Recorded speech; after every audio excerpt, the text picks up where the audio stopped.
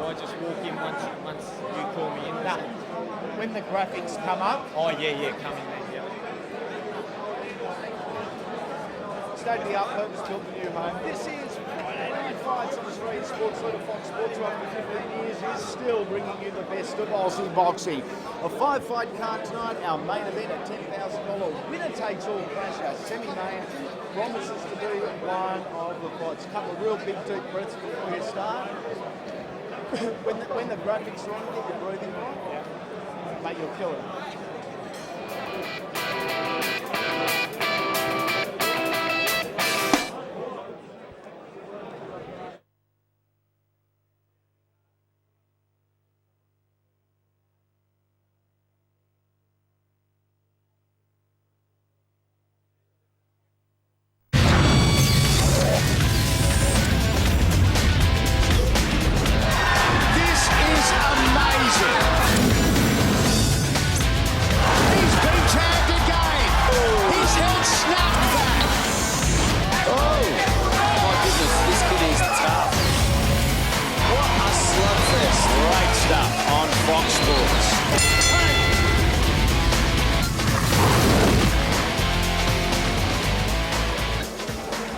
State-of-the-art, purpose-built in the new home of Melbourne boxing. For the first time, welcome to the Pavilion, and the house full sign is up. This is Friday Night Fights, and after 15 years, Fox Sports, Australia's sports leader, is still bringing you the best of Aussie boxing. A 5-fight live card here tonight. Our main event, a $10,000 winner-takes-all clash at light heavyweight. Our semi-main event, potentially one of the fights of the year. It's a 5-fight card. Let's check out what's on your boxing menu live from Melbourne here tonight. And we kick it off at super featherweight, Brent, Elliott and Justin Medoro. Two interstaters, so perfectly matched the promoters believe they brought them to Melbourne to settle the score. This one over 4 3-minute rounds. From there, we move to light heavyweight. Brad Pole from Christchurch in New Zealand. Tonight, very much battling emotion, taking on a current Aussie champion in local boy, Pat Rullo. From there, we step up in weight, and substantially. Plenty of kilos on offer. Originally from the United States, now based in Auckland, New Zealand, Clarence Tillman takes on the returning Iron Rhino. Michael Kirby is back at heavyweight 6 3-minute rounds. Our semi-main event, well, this could be anything. Catchweight, the precision of Viktor Chernous, the sheer brute power of Steve Heremaia, another international matchup. And then it is time for our main event to be contested over 8 3-minute rounds. It is Sydney-sider Michael Bolling and local boy Blake Caparello. Very simply, $10,000 on the line. Winner takes all. Joining me in commentary over the course of the night, former national champion, the little big man Chris McCullen. Hard to predict with any great certainty this main event. Yeah, isn't it? What? Look, I really think this fight has the ingredients to be an absolute cracker. Michael Bolling, domestically one of my favourite fighters to watch. He's a nice, neat left-handed fighter. Decent power, you know, and he makes no mistakes for his opponents to capitalise on. Blake Caparello, well, we're down in Blake's hometown. We're at Blake's weight. He's a very aggressive, no-nonsense style fighter, left-handed fighter himself, so this should be a real cracker. Our semi-main event, classic boxer versus puncher, isn't it? Yeah, it is. And look, Viktor Chernous, I saw him for my first time last year in here on Fox Sports in Campbelltown. I was super impressed with him. I loved his style. My only worry was he lacked a little defence, which will certainly suit his opponent, Stephen Heremaia, who is known as a slugger, known as a hard puncher, and this one's set to be a real battle, that's for sure. The heavyweight battle, let's look at the support card, 250 kilos of brute power in the ring at once. Yeah, Michael Kirby, Clarence Tillman, Australia versus the USA. There's no better characters in the sport than Michael Kirby, and it's great to see him back in the ring. Okay, a 5-fight card live coming your way from the beautiful purpose-built venue, the Pavilion, here in Flemington in Melbourne, and it's time to head to the ring for our first fight of the night.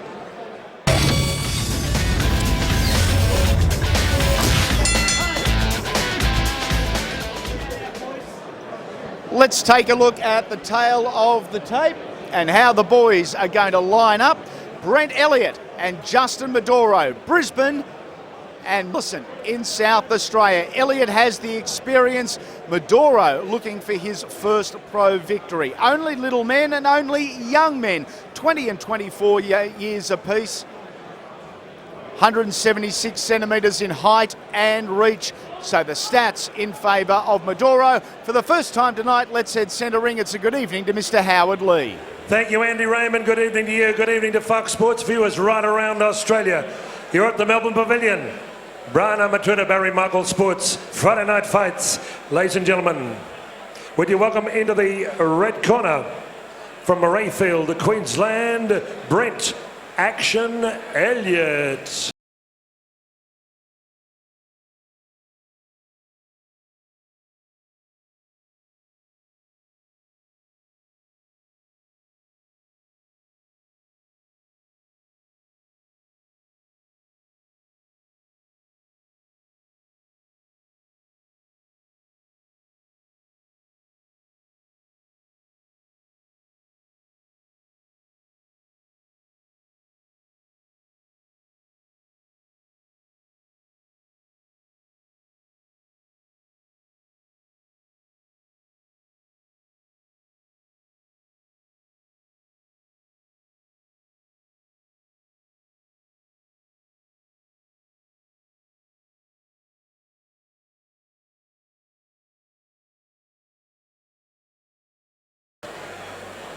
Thank you, ladies and gentlemen. Would you welcome into the blue corner from Millicent, South Australia, Justin Rocky.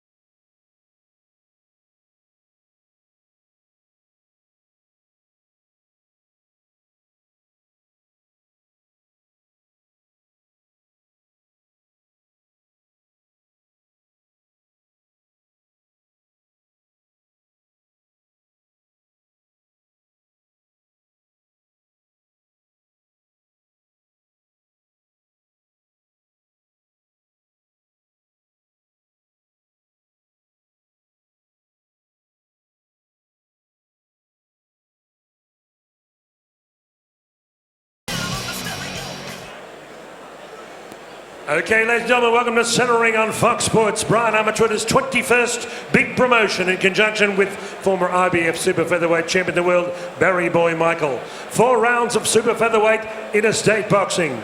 Would you welcome first in the red corner from Murrayfield, Queensland, trainer John Briggs. In amateur boxing, 3 Queensland amateur championships in 29 bouts. Professional record, 8 fights, 4 wins, 2 draws, 2 losses, 1 inside the distance. Ranked number 5 in Sugar Ray Whitley's World Boxing at Super Featherweight. At 58.90 kilograms, wearing Collingwood colours, black and white. Would you welcome Brent Action Elliott. And across the ring in the blue corner from Millicent, South Australia. He works as a painter decorator, trains at the Mount Gambier Boxing Club with former national lightweight champion Colin Cassidy. In amateur boxing, 24 fights, 16 wins. 1 professional fight in Perth last November on the Danny Green Flores undercard. At 57.80 kilograms, wearing total black trunks. Would you welcome Rocky Justin Medoro. Referee Matt Ropers, former lightweight champion of Australia. Judges Samantha Bullner, Tony Moretta, Malcolm Bullner. Timekeepers at the bell, Chris Anderson Jr. and Tom Davis. Here we go. Matt Ropers to give referees instructions.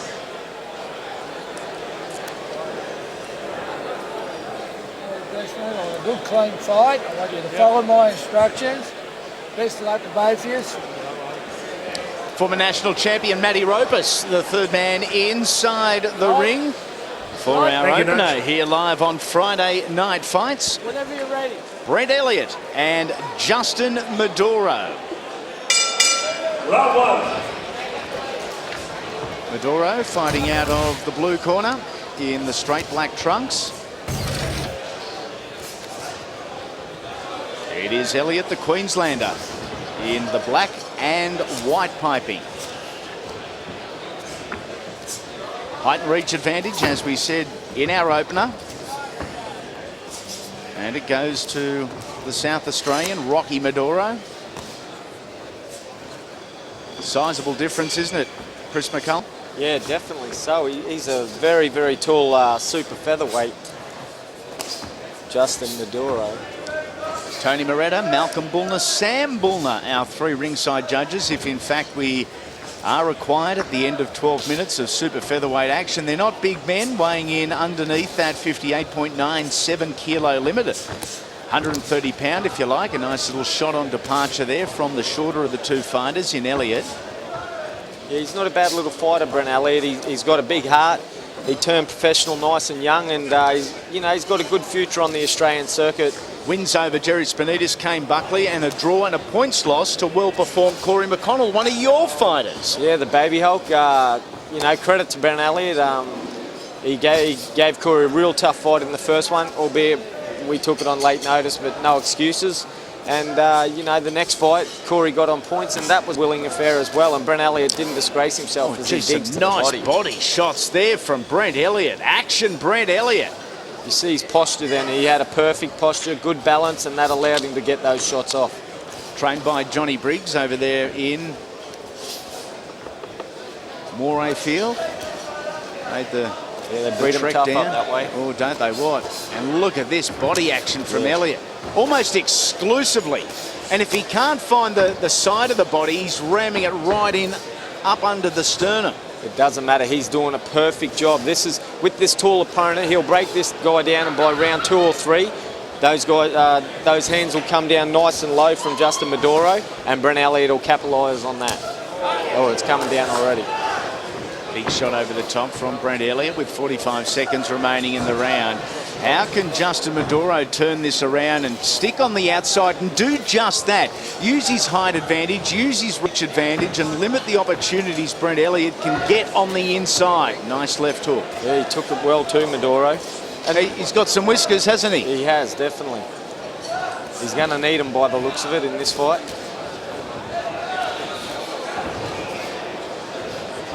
Brent Elliott, to me, I've seen a fair bit of Brent Elliott. I like him. He's a good young man inside and outside of the ring. And to me, he looks like he's improved a little bit, which is really good to see, as he takes a couple of punches. End of round number 1, and a get well called to former Aussie light middleweight champion, referee and judge Trevor Christian, who is in Sydney and doing it tough over the last couple of weeks and months. Big guy, you're a fighter, and our thoughts and prayers are with you in this, the toughest fight of your life.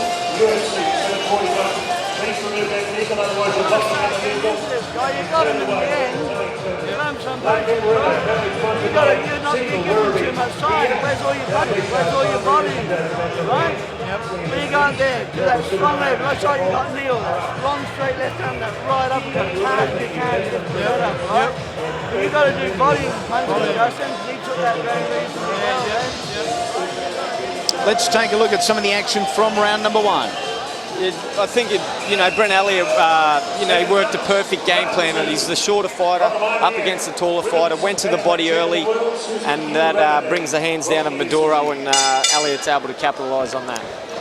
Round number 2, plenty of superstars in the house. Pre-telecast fights saw a very familiar face in the blue corner. It was none other than the former national champion, the Mad Dog, Tony Miller. I had the pleasure of attending and working and commentating some of his many wars over the years, and it was great to see the old stager here, live and in living colour. Okay, you heard the instructions, the advice from the Mount Gambier boxing gym and the former Aussie lightweight champion Colin Cassidy to Justin Maduro, and he said, look, the later the round, the better you looked. Why? It was because you fought at a distance. Yeah, and at this stage, to what I see, Maduro's not doing that perfectly. He's walking up to Brent Elliott, which is going to come into Brent Elliott's favour. He's got a good long reach. As the taller boxer, he can bring them into you. That's right, and he should just be sitting at his distance, picking Brent Elliott off. But he's not. He's walking straight into Brent Elliott's distance. A bit more selective with his punches is Justin Maduro in this first minute 15 of round number 2. I guess the same applies for Elliott. As fatigue sets in, you're certainly not going to throw as many punches. That's right. It's definitely a better start to the round to Maduro, but I still don't think he should be in too close to Brent Elliott. Oh, beautiful uppercut there from Maduro. Maduro in the straight black. In the black and white piping is Brent Elliott, the shorter of the two men. Both at super featherweight, but very different body shapes, very different body types. Yeah, definitely. But he's a handy customer, Maduro. He's having a real dig. I think he could work on his defence a little. But he's a real trier, that's for sure. I'd like to see Brent Elliott go left hook, left rip, left hook. I think he'll have success with it quite often. Yeah, that right hand has dropped substantially from the painter decorator, Justin Maduro. Oh, nice left hook and right hook there from Elliott. It's an odd combination of pursuits, isn't it? A painter decorator and pro boxer on Friday night. Yeah, that's right. Just over half minute remaining. He had a good amateur career, Justin Maduro. 24 fights, 16 victories. And only the one pro fight, but that was on the Danny Green BJ Flores undercard in November of last year. Lost a points decision to the very talented youngster Waylon Law. Yeah, good young kid Waylon Law. He's good little fight it was too. We've seen him fight here in Sydney. Down in Sydney as well, and he's a good young fighter, young Queenslander. Good future in the sport.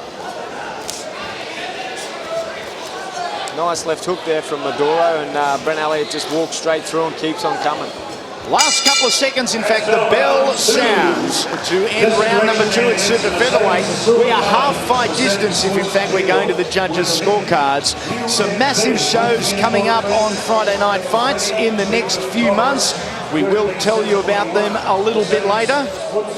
For all the latest, feel free to follow me on Twitter. I'll keep you up to date whenever and wherever you want. And the Twitter community very high on Friday Night Fights this week.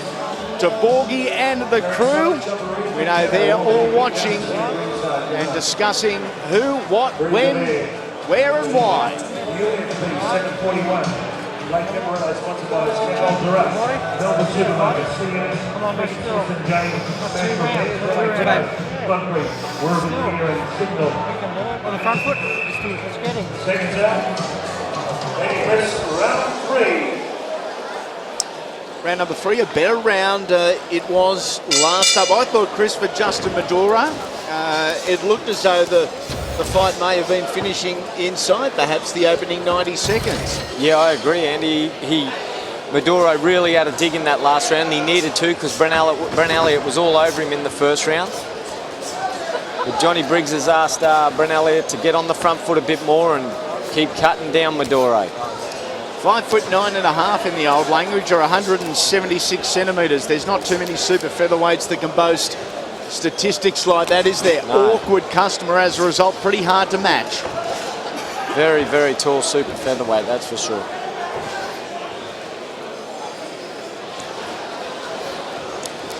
We mentioned Justin Maduro's amateur record earlier. Let's talk a little about Brent Elliott. He's the boxer here in the black with the white piping. 29 amateur contests, or one-time Australian global champion, a two-time global state champion, and an ABA Golden Gloves champion up there in Queensland as well. So both have come through the system. That said, in current day, 2011, the differences between amateur and pro boxing are like chalk and cheese. That's right, they are. And I think, you know, when guys turn pro, and especially after a, you know, oh, someone's mouthpiece has just gone out. And surprisingly, I think it's Brent Elliott's. I wouldn't have been shocked if Justin Maduro's mouthguard had somehow managed to find its way out of his mouth. Normally a good old trick. Yeah, but he's taken some good shots at the moment, Maduro. Good work from Brent Elliott. Elliott's got a bit of claret coming from the nose. My thoughts would be from the right uppercut of Maduro. There it is again. Maduro taking a lot of shots on entry and almost leaning in. I thought he was out on his feet a couple of exchanges ago. Just awkward body positioning. Big lanky customer. He is, yeah. He's, especially in this division. Oh, beautiful stiff left jab from Justin Maduro as Elliott again concentrates to the body. Nice right hand over the top of that left shoulder. Yeah, good set of punches there from Brent Elliott, but then he looked and said, gee, that was good, and he took a couple of shots for free.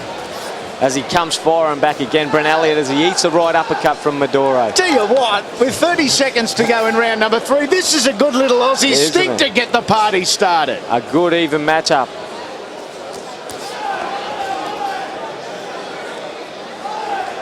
Both boys landing some good shots on each other this round. Oh, bam, bam! 3 of them. Couple of great right hands from Brent Action Elliott.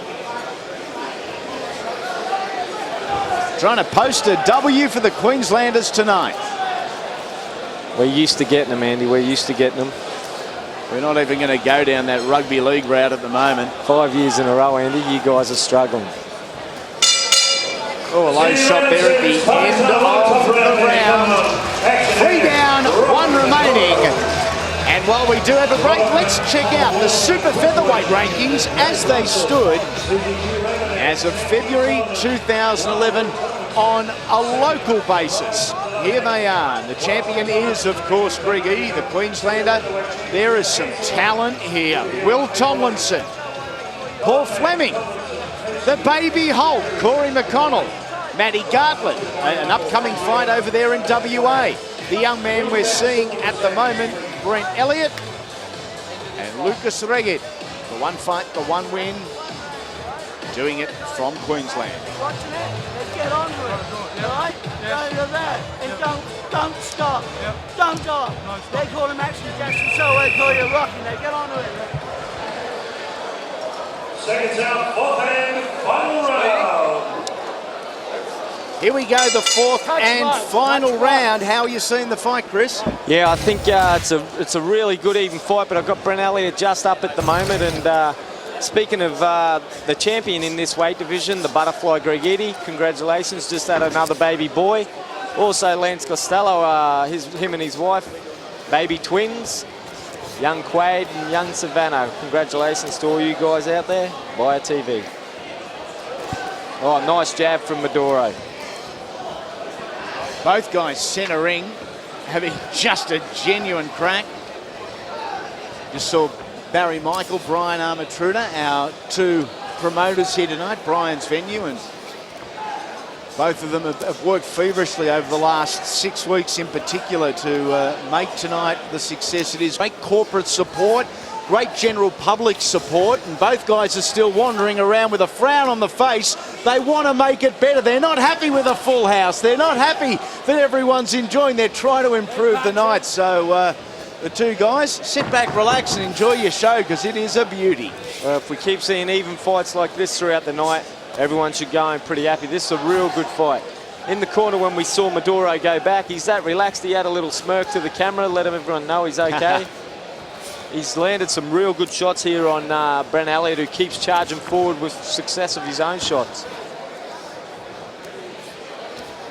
Halfway through the 4th and final round. Pushing forward here is Elliott. Both guys have certainly hit that wall, the fatigue barrier. Nice left hook there again from Elliott. For a much shorter fighter, he's throwing and rolling that left hook really nicely. Yeah, and then he digs to the body after it. He's really improved Brent Elliott for mine. I like the toughness of Justin Maduro. He takes some shots and then he comes back with some handy shots of his own. Look at this Elliott. Little terrier, isn't he?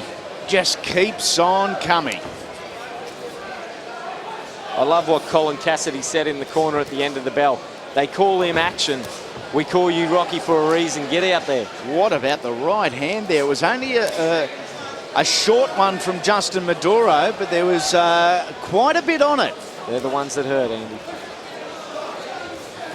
Look at this. They're just standing toe to toe. Swinging from the ropes. There's not a lot of energy, not a lot of power left, but there is plenty of ticker. Still no one wants to take a backward step, and after the first minute or 90 seconds, as you said. I didn't think we'd see this part of the fight. Credit to Justin Maduro. He's fought back and he's right in the fight.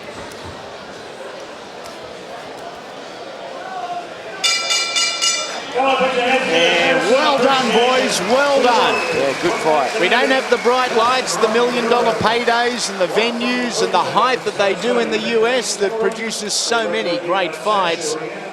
This is what I like about Oz boxing. It's different, it's hardcore, it's locally based, and that was a good little stink to start the night. Yeah, well done. Hats off to both guys. Let's recover. Let's check out some of the action from the fourth and final round, and doing it almost with a smile on his face for a while there, Justin Maduro. That left hook took the smile off his face. Didn't it, what? But only for a few seconds, because then he'd come back with some good shots. Plenty more to look forward to on this edition of Friday Night Fights. Up next, Brad Pole and Pat Rulo. Then a heavyweight war, Clarence, Tillman, Michael Kirby. I'm looking forward to our almost co-main events. Viktor, Chernous, Steve Heremaia, the puncher versus the power. The puncher is Chernous, so good at what he does. So smooth. Punches just brilliantly. Heremaia wants to fight. Doesn't he, what? I love what Chernous does. I love the little things he does. He's a brilliant tactician. He's a great boxer. Yep. But Haremeyer, he's going to let him go. And of course, our main event, $10,000 on the line. Winner take all. Michael Bolling and Blake Caparello at light heavyweight. At the natural division, if you like, of Blake Caparello. Been campaigning there for some time. Michael Bolling, if you've seen him on Fox Sports before, or you're a boxing tragic, a little like us, a genuine super middleweight. Yeah, I like seeing Michael Bolling go round. Two left-handers, which could be interesting in itself.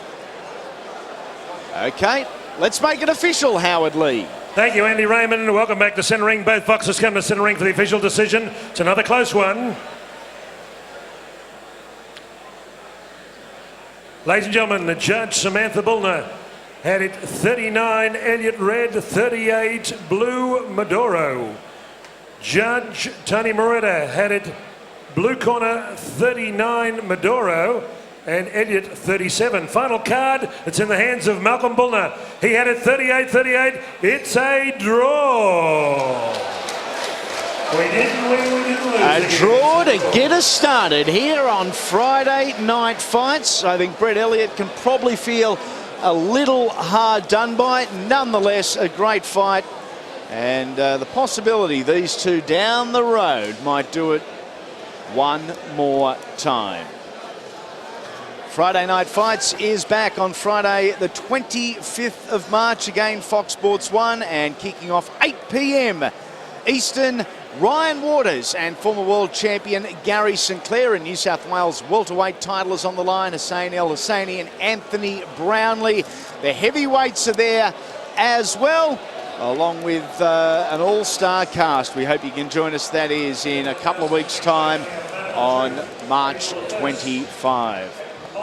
Time for a quick break here on Friday nights. After the break, we're going to head back to the ring in the light middleweight division. It's Brad Pole and Pat Rulo.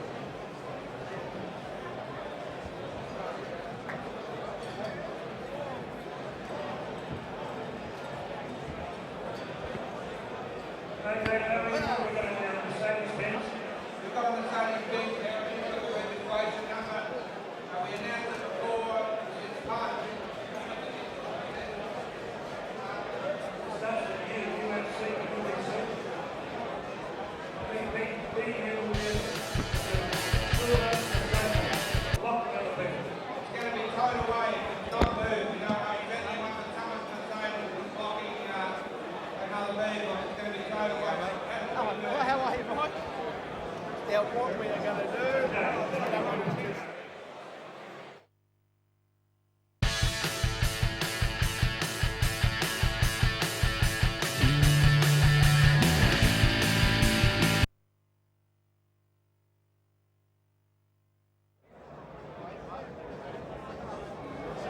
Yeah, I can hear, and I can hear myself, which is excellent.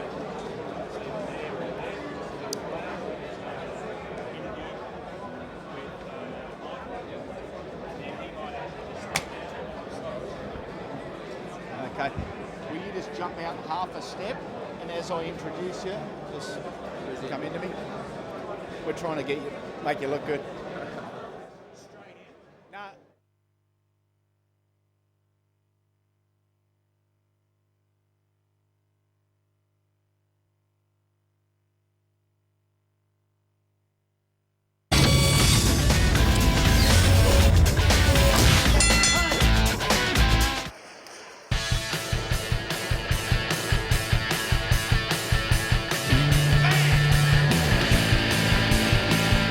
Brent Elliott and Justin Maduro, the two super featherweights, fighting out a draw to kick us off here on Friday Night Fights. A 5-fight live card, a main event, 10 grand.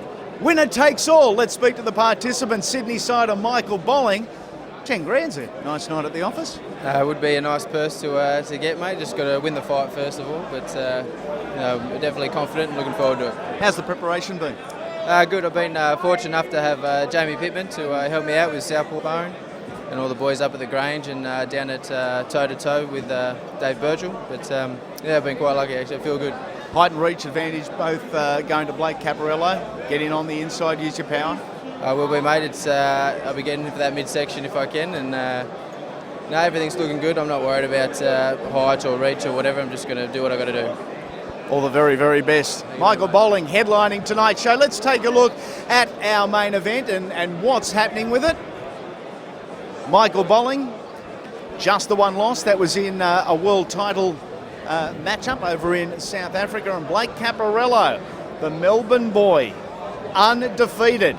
Will the O go? He says no. And here he is, the local boy. How are the nerves tonight? A massive night. The lights are on. You're main eventing. Yeah, no, the nerves are good. I'm excited. It's a big night for me. 10 grand winner takes all. And Michael Bolling's a big opponent. So he's well known around Australia, and it's a chance for me to step up. And step up, you've embraced it. You want to. Yes, I do want to. I want to. My last 3 fights have been Joel Casey, Kay McKay, and Shane McConville. So now Michael Bolling, mate, I'm taking on the best in Australia. That's what I want to do. Now, you're a natural light heavyweight. Michael Bolling, we've seen him as a super middleweight. Is that in your advantage? Yes and no. Like, I know he walks around 83 kilos. I remember from about 6 months ago he was talking to me. It's an advantage. There's no advantages really in boxing, mate. We're all ready to go. He wanted to come up to the weight, and he's taking on the number 1 in Australia. We wish you all the very, very best. Thank you for having me. Thank you, mate. Blake Caparello, Michael Bolling, it is our main event. It's time to head back to the ring. Fight number 2 coming your way on Friday Night Fights. An international matchup. Brad Pole from Christchurch in New Zealand up against one of our current national champions in Paddy Rulo. The middleweights ready to take centre stage. This is statistically how they line up, and not a great deal in it. The 4 centimetres in height, the 4 centimetres in reach, and half a kilo, about half a hot dog on the scales. Let's go to Howard. Thank you, Andy. Ladies and gentlemen, would you welcome to the red corner in the 6 rounds of international middleweight boxing.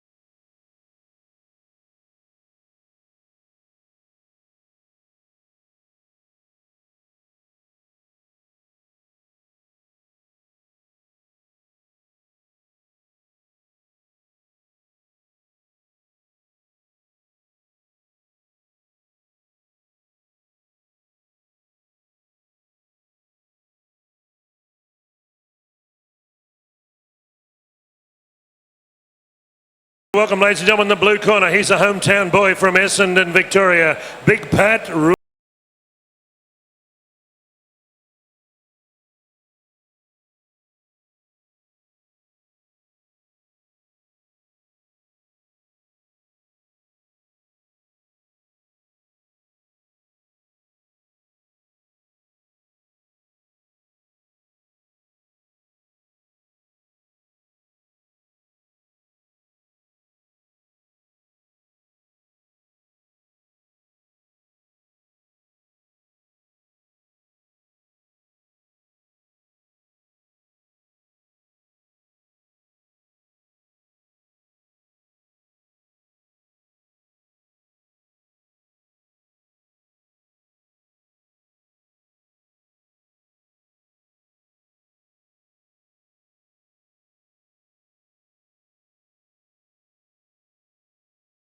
Ladies and gentlemen, would you be please upstanding and observe a moment's silence? Please be upstanding and observe silence in respect. Shh. Ladies and gentlemen, New Zealand is very close to Australia in practical terms and also in boxing, kickboxing. Many of our great warriors, great fights between New Zealanders, Kiwis and Australians in all forms of sport. The young man, Brad Pole, in the red corner. He was tragically damaged by the Christchurch earthquake, as many Kiwis were. And the Australian boxing family tonight pays tribute with a traditional 10-gong salute, which means may the people who lost their lives rest in peace, and those who are critically and seriously injured have our blessing. Timekeepers at the bell, Chris Anderson and Tom Davis, will now gong the bell 10 times, which means a knockout for our Kiwi brothers and sisters. Thank you.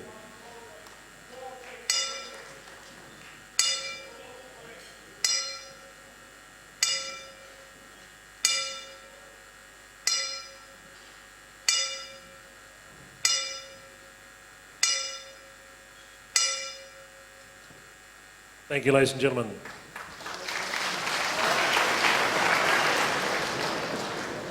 Thank you. Ladies and gentlemen, introducing in the red corner from Christchurch, New Zealand, the Earthquake City.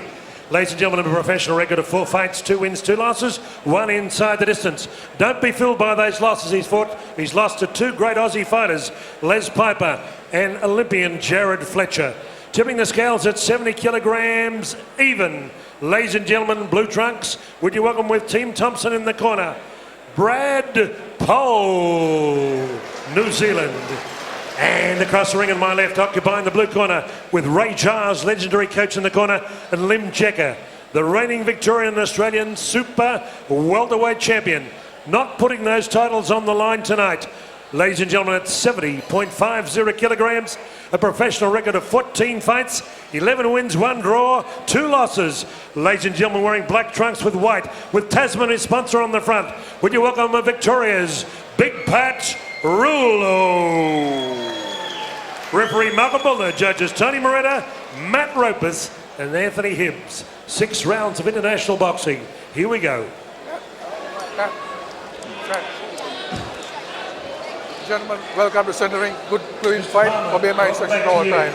Shake hands now, come out fighting at the bell. May the best man win. Good luck. Malcolm, the Raging Bullner, is our referee here. Tony Moretta, Anthony Hibbs and Matty Ropus, our 3 ringside judges. Fight number 2, 6 3-minute rounds at light middleweight, 69.85 kilos, 154 pound or 11 stone flat. If that makes a little more sense to you. Australia versus New Zealand. Brad Pole from Christchurch, New Zealand, in the blue trunks. Pat Rulo from Melbourne, Australia, in the black trunks. Form fighter, quality fighter is the young Aussie. 3-punch combination, all left hands going up the body, changing levels and doing so nicely. Yeah, we saw him win the vacant light middleweight title against Jason Konofsky down here in September, and I'm sure he would have learned a lot from that. They went 10 rounds, they fought hard, and I'm sure Pat Rulo would have learnt the best from that. And many will tell you, controversial decision. There was plenty that thought Jason Konofsky, in fact, should it be wearing the title? Definitely myself. Watching the fight, I thought Jason won, but it was a close contest, and at the end of the day, that's boxing. Sometimes you're going to get some, sometimes you're not. I know Jason's back in action now. He lost a fight just recently to Todd Kidd, but he's got another one coming up against Brad Hemming, so it's good to see him still going. He's not, you know, damaged from a couple of losses for the Australian title. No, he's a Konofsky. He'll keep fighting. He's a Heritage City Hurricane, Jason Konofsky. Saw Lincoln Hudson from the Blacktown Hit Squad a little earlier. Our congratulations go to Brad Pitt, who won in the USA last week. Returns to fight Daniel Aman here for the Aussie Cruiserweight title on our May show. Also on the May show, Justin Whitehead, Michael Kirby for the Australian Heavyweight title. Steve Wills, Solomon Egberheim. May 13, a massive show. We are back here in Melbourne. Speaking of Daniel Aman, last weekend, a win over Walter Papua on a show in Newcastle, headlined by Tui Levine. Minute remaining, round number 1. I tell you what, Pat Rulo looks a lot bigger and a lot stronger, doesn't he, than when I saw him go around last time, as we spoke about Jason Konofsky. A lot more powerful. Yeah, definitely, and he's using his angles better, he's digging to the body better. He really looks like he's taken a lot from that fight, and he's brought it to this one. No body fat on him whatsoever.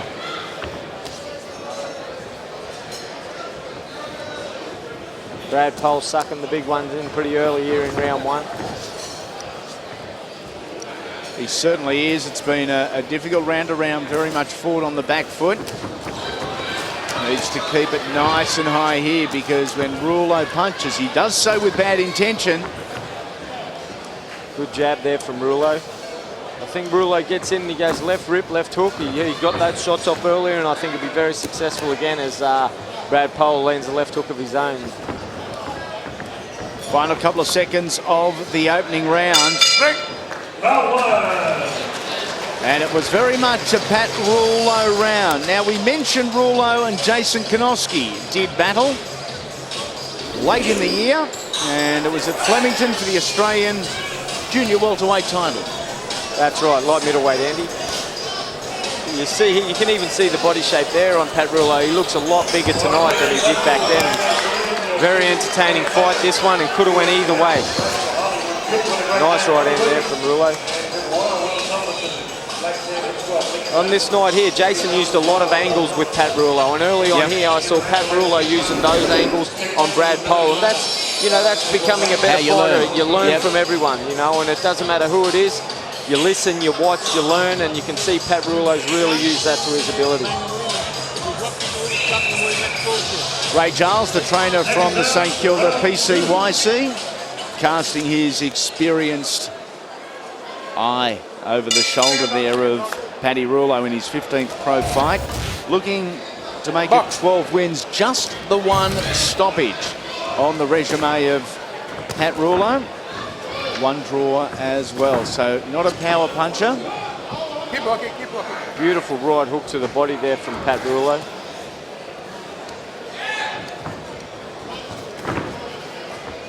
Plenty of urgency in what he's doing, Paddy Rulo here. Nice job. Gee, Brad Pole almost just knocked himself out walking onto that one. Glove went straight through his mouth now. I think Pat Rulo just gets a little excited on... Oh, nice body shot again. A little excited on the outside. He can be a little bit calmer just to find those shots come off a little bit easier. But he's putting on a great display here early on in the second round.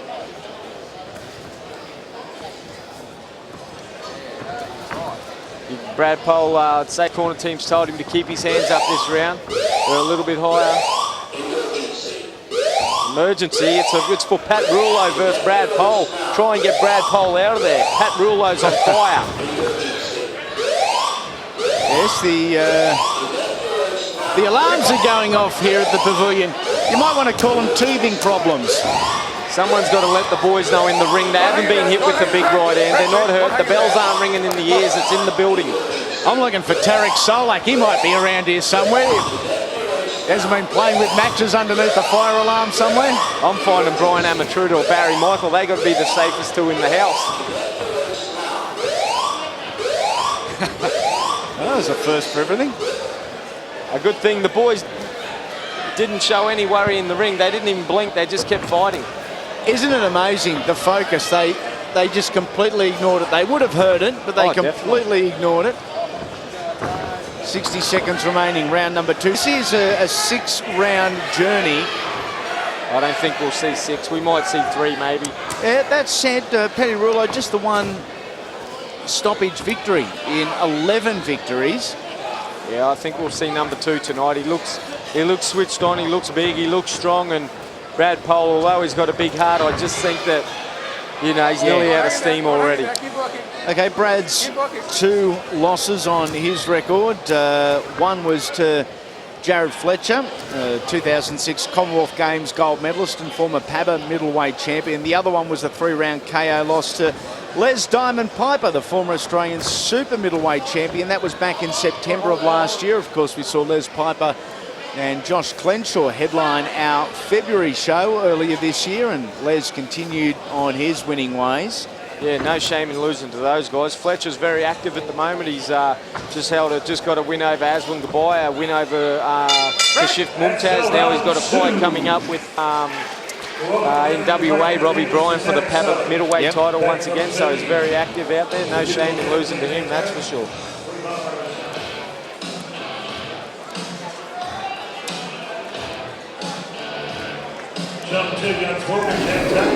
As we'll jump in and have a look what happened at in between round number 2, and it was Pat Rullo all the way for mine.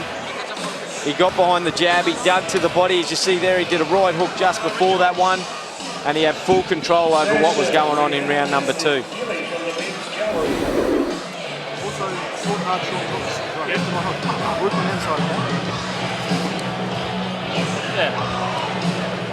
Hands across, okay? Keep the head moving, right? So nice and tightly deep, okay? Yeah, all nice and right? Right there, nice.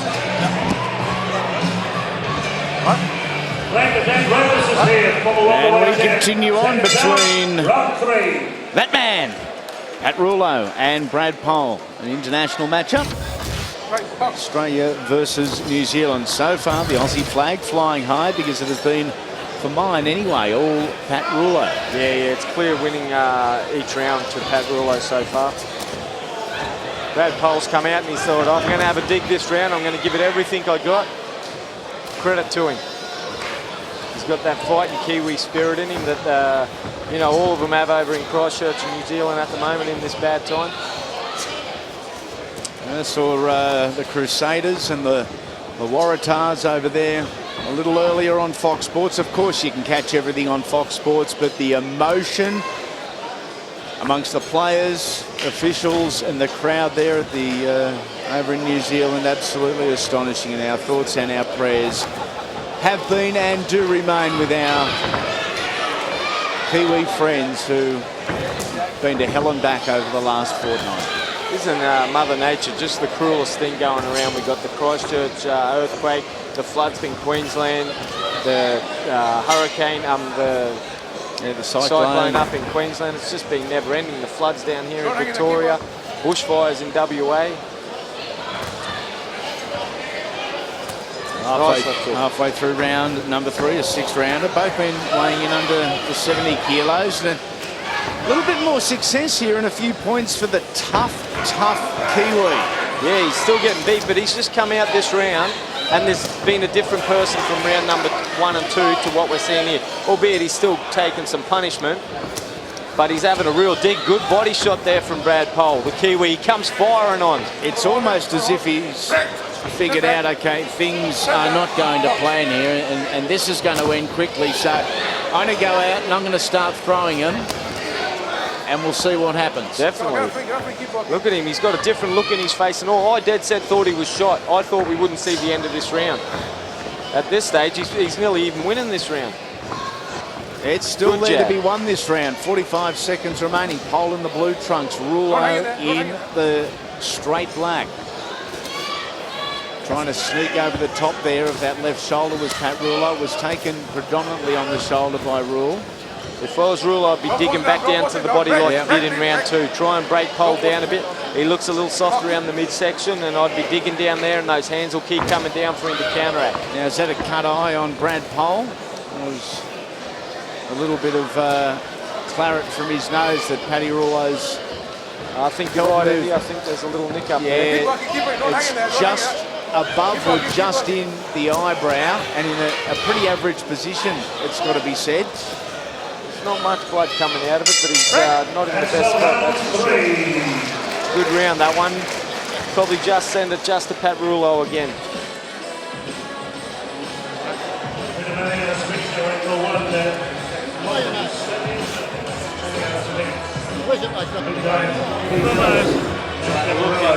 What went on in round number 3 here. A much stronger and much more aggressive Brad Pole in round number 3. Pat Rullo had his moments as he used an angle there, come in, dug to the body. That was a much more competitive round. Line up your front foot. You're going under the punch at night. You don't have to put, don't just go under and set up. You eat your left hand all day this play. You're going to try to like him. I'll try to like him this round. Yeah, line up your front foot, but don't let him win the round. Just keep working off your left hand. Understand? How you going, mate? Keep the speed going. Keep that speed going. Don't know how to do it. Don't have to line up. Seconds out. Here we move into second half of the fight. Malcolm Bullnar says game on. Round number 4 of 6. Once again at light middleweight. Paddy Rullo made his debut all the way back in November of 07. A win just down the road here in Thomastown over Matty Williams. KO in 6, and that has been the only KO since. The only KO in his career. Matty Williams wasn't a bad fighter. Tough young fighter. He had some tough fights going out against Josh King. He's from up at Woodridge, a shock boxing gym up near my gym.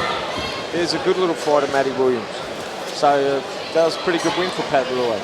2 losses on the resume of Rullo. 1 to Tui Lavini, 1 to Ray Anton Olarte. The interesting one there, he's the journeyman, Ray Anton Olarte. Yeah. We see him here all day long.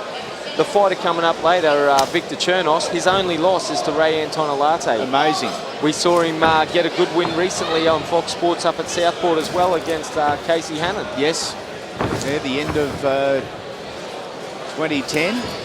And whilst Brad Pole has been dominated here and outpunched and outpowered, tell you what, Paddy Rullo's face is starting to show signs that Brad Pole maybe has fared a little bit better than maybe we've been saying. Yeah, and as it did against Jason Konoski, he marked up a lot in that fight. And as we're seeing again here, a lot of it would be coming from that punch there, the left hook from Brad Pole. He keeps getting that punch through quite often. Brad Pole's really coming on in the back end of this fight. Push back there, Rullo ripping to the body with the right hand. Oh, good shot. Now look at Rullo back on the front foot. Pole goes into reverse.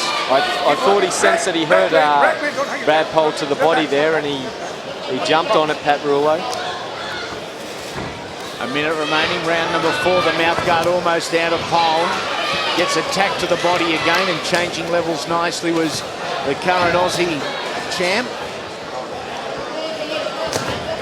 Oh, good shot. What about that from Brad Pole? Almost a mix of WWE and boxing. He flung himself into the ropes, off the ropes, and with the momentum launched a left hand at the Victorian. I heard on the boxing grapevine, Andy, I'm not sure if it's true or not, but I heard the former light middleweight champion Tyrone Tongia may be coming back to have a shot at Pat Rullo at some stage throughout the year. Yeah, more than just a little bit of gossip. We will talk in depth about that a little bit later on tonight, but I'll whet your appetite simply by saying we have got some amazing shows coming your way on Friday Night Fights. Let's take a look at some domestic rankings while we are here in the junior middleweight, or in the middleweight division. The owners Tito Mwekchapunga, Daniel Giel, Omar Sheikh, Robbie Bryant, Peter Matrevsky Jr., Les Piper and Jared Fletcher are all there. Yeah, Johannes Metapunga and Boom Boom Omar Sheikh, they'll meet for the Australian middleweight title April 15, Mansfield Tavern. We'll see it here on Fox Sports.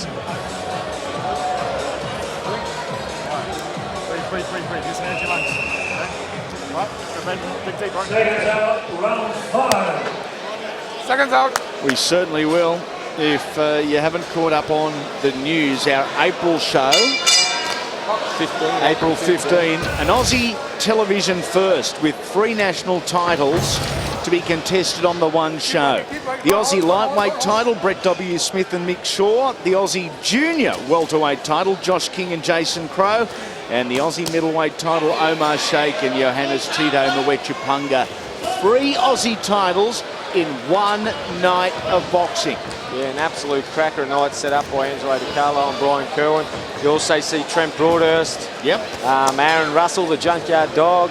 Ashley Owen Humble, the Baby Old. Corey McConnell. There's heaps up there coming on March and April actually. The card's up in Queensland. I thought that was Brad Pohl's best round, that last round. Oh, as he eats a big right hand, and that hurt him. Didn't it? Right to the body. That was what I called for earlier in the last round. That Pat Rullo should have been sending it back down to the body. He had success in round number 2, and here we're seeing it in round number 5 again. Are you scoring as you're going here, Chris? Yeah. Have you got it 3-1 or? I've got it 3 rounds to Pat Rullo, and I've got 1 even round. I thought I've got to give credit to Brad Pohl last round. I thought he'd come on and he had a real good dig, and I thought that was pretty even the last round. Good jab there from Pat Rullo, and we heard Ray Giles in the corner asking him to get that jab working a little bit more earlier on. Geez, he winds up. It looks $1,000,000. Pat Rullo ripping into the body. I think it's testament to just how fit, how strong, and how tough Brad Pohl is. Yeah, definitely. He just comes firing back with a left hook. Look at his hands down, walk up. He's trying to intimidate Pat Rullo. He wants to fight. He doesn't want to skip, jump, and move around. He wants to stand there and throw.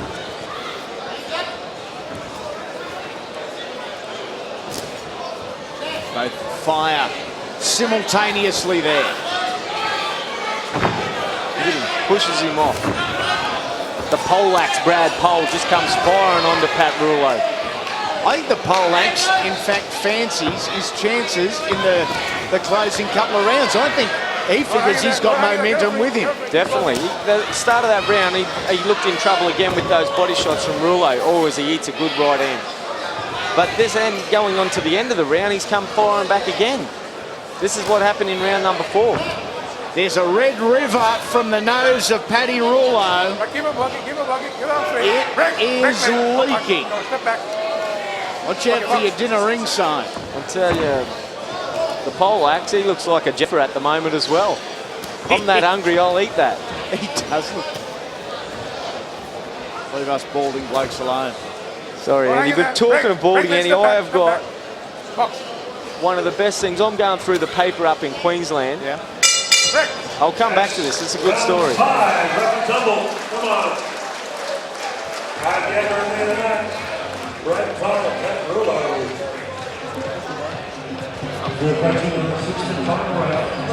Look at that cartilage out of his nose.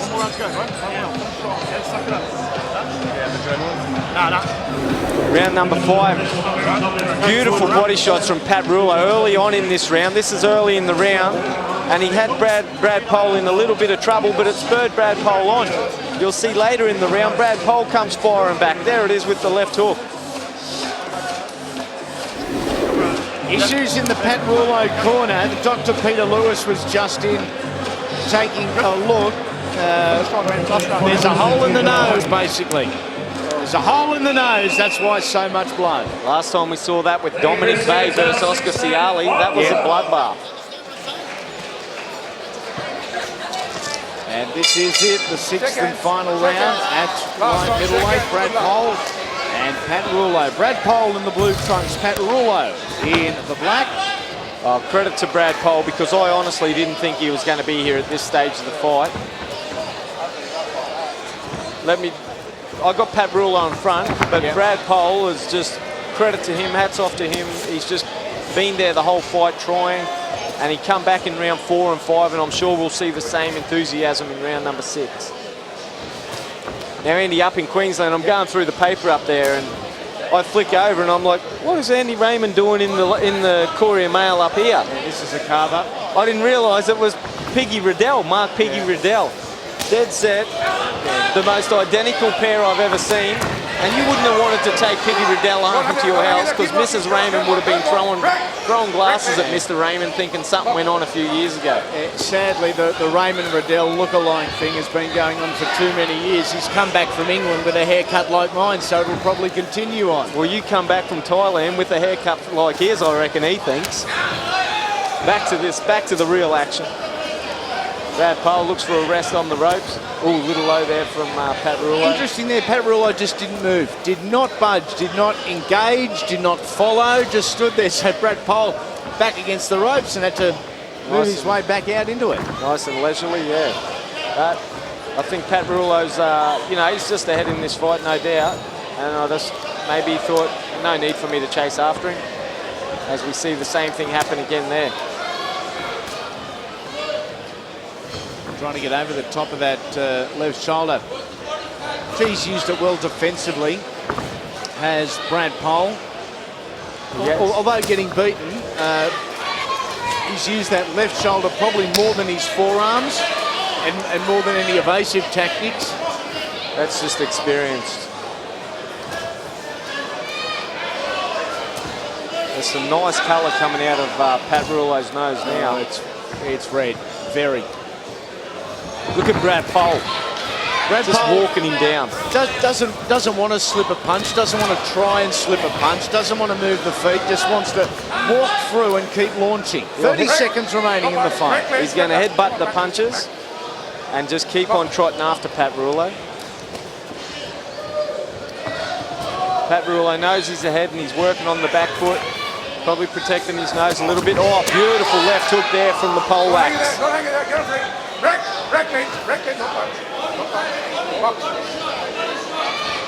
Oh, and again. Where was this shot? A little bit earlier. Brad Pole dominating the last 30 seconds of what has been an entertaining fight here at light middleweight. If there was a hole in Pat Rullo's nose going into that round, the rest of it's on the canvas. Massive heart shown there from Brad Pole. Great work from Pat Rullo. Really good fight. An emotional night for that young man, Brad Pole, as we said in the lead up, from Christchurch, New Zealand. Born there, lives there, and it's been tough, real tough for Brad, his team, their families and supporters. And young man, you may not get a victory here tonight in the land down under, but you can jump back aboard the plane tomorrow with your head held high. You've done an excellent job. Yeah, well, he showed that fighting spirit coming out of Christchurch, that's for sure.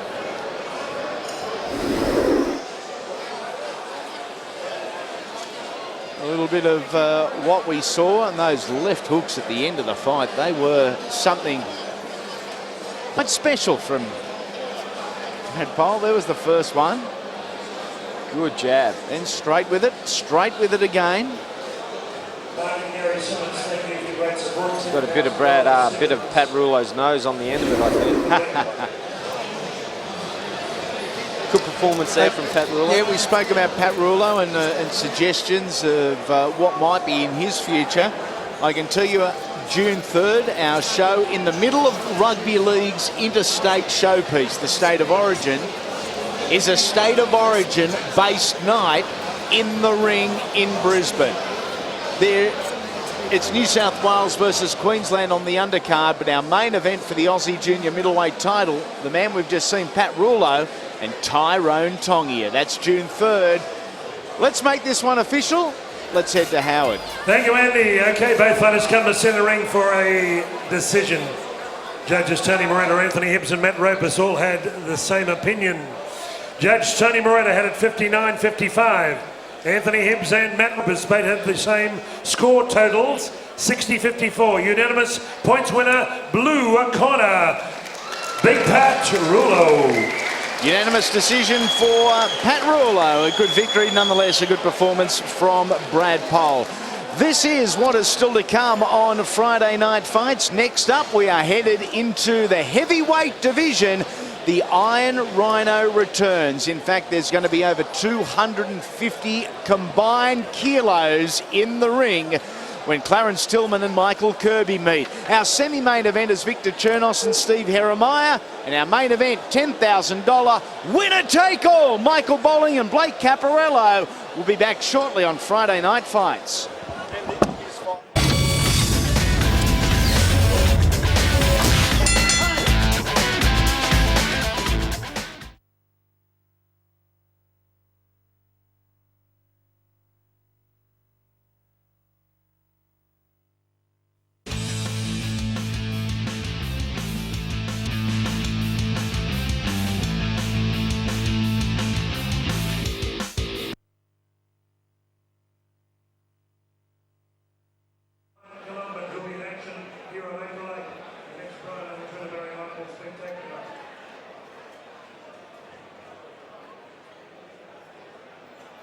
It's the super heavyweight stakes coming up on Fox Sports.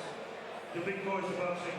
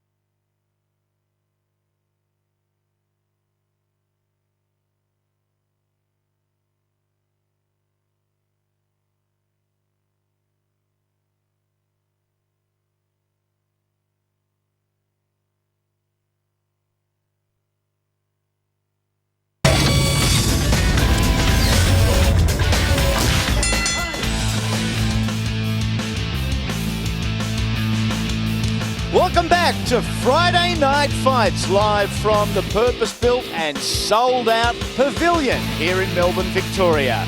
The national champion Pat Rullo, a unanimous decision over Kiwi Brad Pole as we move up in weight, and we do so by plenty. The heavyweights hit centre ring, Clarence, Tillman and the Iron Rhino, Michael Kirby. Tillman originally from the United States of America, New Orleans, Louisiana to be exact. He now resides in Auckland, New Zealand. Kirby, the Sydney sider. Let's look at the stats here, both early to mid-30s, the height and reach advantage, both to the American. And look at the scales. Whoa! 134 kilos for cool Clarence, 124 for the Iron Rhino. Let's get the boys out, Howard. Thank you, Andy. Okay, super duper heavyweights. Would you welcome into the red corner, originally from the United States of America, now Auckland, New Zealand, Clarence.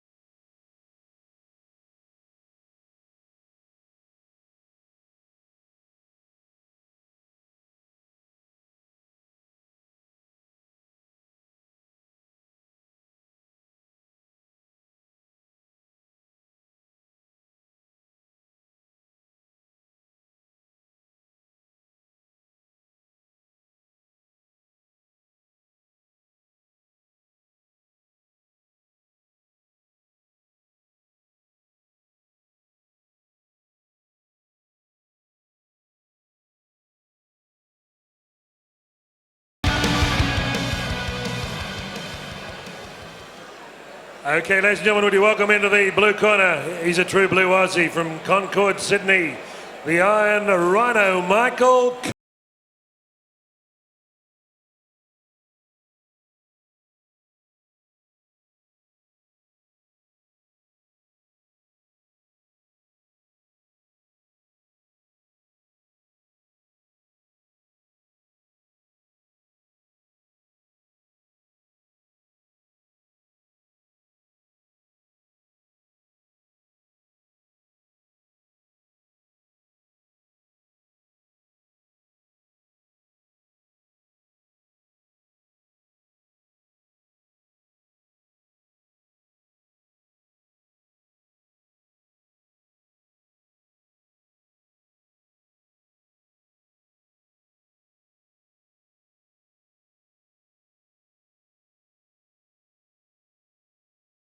Okay, ladies and gentlemen, 6 rounds of international super heavyweight boxing. Would you welcome in the red corner, born in the beautiful New Orleans, Louisiana, USA, now resident Auckland, New Zealand, Coach Craig Thompson. This young man is a cousin of former top American heavyweight Henry Tillman. Professional record of 14 fights, 7 wins, 1 draw, 6 losses, 5 inside the distance. 33 years of age. Ladies and gentlemen, he did scales here at the Melbourne Pavilion at a massive 134.30 kilograms last night. Would you welcome, ladies and gentlemen, Clarence Tillman. Wearing white trunks with black trim. And across the ring in the blue corner from Concord, West Sydney, New South Wales. Ranked number 4 heavyweight in Australia in Ray Wheatley's World of Boxing. Chief cornerman David Kirby, Liverpool, New South Wales. This young man brings a professional record of 12 fights, 7 wins, 1 draw, 1 no contest, 3 losses, 5 big wins by knockout. Holder of the OPBF in New South Wales Heavyweight Championships, wearing black trunks with a touch of white. At 124.80 kilograms, he's fondly known as Australia's Iron Rhino, Michael Kirby. Referee Tony Moretta, judges Samantha Bullner, Malcolm Bullner, Anthony Hibbs. 6 rounds of international super heavyweight boxing. Hi boys, obey my instructions at all times, defend yourself at all times, okay? Back to your corners, come out on the bell. Tony Moretta, the referee in charge of the action. And He looked like Dickie Nee from Hey Hey It's Saturday in between Clarence Tillman and Michael Kirby. Massive, man. If he's the Rhino, Michael Kirby, well, in the other corner, it's got to be Tyrannosaurus Rex. What's his name? Big Clarence. Rhinoceros Rex, or I don't know, he's a massive unit. This is just 2 big, tough, powerful dudes that are going to swing them until someone's on their backside. With Kirby, we haven't seen him for a while. Hasn't changed. Straight into the action, taking on the big unit. One we've seen once before against Funaki on the Central Coast. Took the fight on only 2 days' notice against the undefeated Sydney sider. He was beaten on that night, but on 2 days' notice, I guess you can understand the preparation might not have been anywhere near what it should have been. He was dirty too when the fight got stopped that night. Yeah, not happy.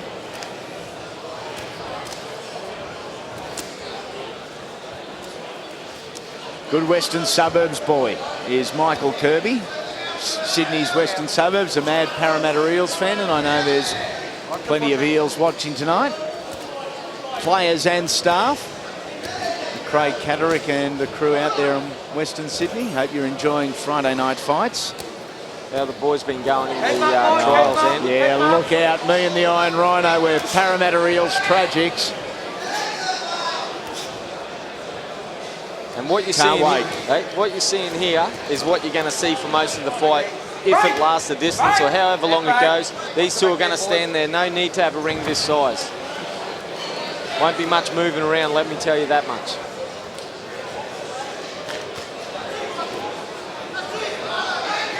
Look at Kirby here. Just looking for that shot, still banging away, but not loading up. Looking for that one opportunity to power up and go whack. As I said, Mix of Sydney boy. Our next show is in Sydney. The main event is Ryan Waters, Gary Sinclair. The semi-main event, a state title, Hussein El Husseini and Anthony Brownlee. Zach Awad, Joel Burke's also on the card. Virgil Calicoda, Leroy Brown, and kickboxing sensation, the God of Thunder, Thor Hootman, is on the card as well. We hope you can join us. That is March 25. Big Thor. Thor had a recent loss to the big sting, Paul Slawinski, over there at Knees of Fury in Adelaide, South Australia. Trying his hand at the more conventional discipline for a crack. As Kirby goes over the top of what almost appears to be a shoulder of Clarence Tillman. It's like a shoulder, it's just a whole lot bigger. Isn't it? What? Oh, Kirby walks into a couple of big right hands. Oh, and a left. He might be hurt here, Kirby. He is hurt. Walks into another right. Is the bell going to save the Iron Rhino in this, the first round? Look at Kirby, just looks at him. He was stunned there, Kirby. I don't know how you can hurt Michael Kirby. Ask Solomon Amono. They try and load up bombs. Solomon just pecked away, pecked away. This guy's got the best chin in the business, let me tell you, Michael Kirby. Don't try and land one bomb on him. Okay, huge pay-per-view event in April. It is on Fox Sports venues and Main Event TV for all the information. Log on to the brand new website at mainevent.com.au. It is, of course, the rematch. Anthony Mundine and Garth Wood live from the Brisbane Entertainment Centre, Wednesday, the 13th of April. We hope you can join us. Why is there a rematch? This is the reason, because the contender champion, he dominated on the night, stopping the man Anthony Mundine. Can he do it again, or will it be a case of revenge? Hope you can join us on 13th of April. Kirby took some real punishment at the end of that round. Tillman's got to take, you'll use that to his advantage and get the pressure on early here. Oh, no holding. We saw in the corner there with the Rhino, Michael Kirby, Angelo Di Carlo, the Vaseline pest. He says to me before the fight, he's holding the bucket, Bobby Boucher, the water boy. He says, which hand do I hold the bucket in, Chris? And I'm like, Angelo, it's a bucket. There's no left and right-handed bucket. You just hold it. No holding, boy. No holding. He was looking for a left-handed bucket to hold. Mike Altamara in the opposite corner. Other boxing fanatic. Helping out the T-Rex Tillman. Yeah, nice little shot there from Kirby. A slapping right hand from New Orleans native, who debuted back in June 08 against Jonty Wills in Las Vegas, and he was a svelte 129.3 kilos on that occasion. That's two of me, Andy. Yeah. Wow. His last fight was February 11 in New Zealand against Rob Trethaway. He weighed 122 kilos. So in a month, he's popped on 12 and a half.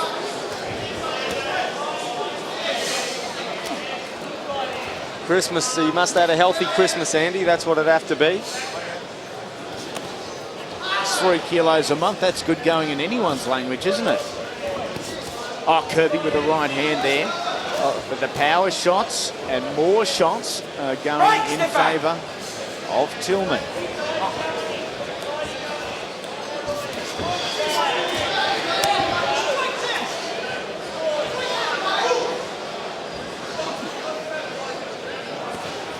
Short chopping right hand there from Tillman. As I said earlier on, these guys won't move too much. Short chopping punches.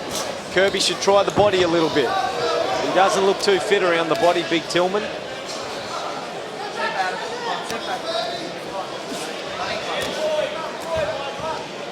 Michael Kirby in any fight in Australia is entertaining for mine. This guy is just a box of entertainment. He's got a chin of granite. He keeps walking forward. Kirby in the black trunks, Tillman in the white trunks. And the big units are throwing them. 20 seconds remaining, round number 2, a 6-round journey. It's been brutal. What will be crazy, and coming up on Fox Sports venues and Main Event is Miguel Cotto, Ricardo Mayorga. What a fight that promises to be. Real character, Mayorga, as is Kirby here.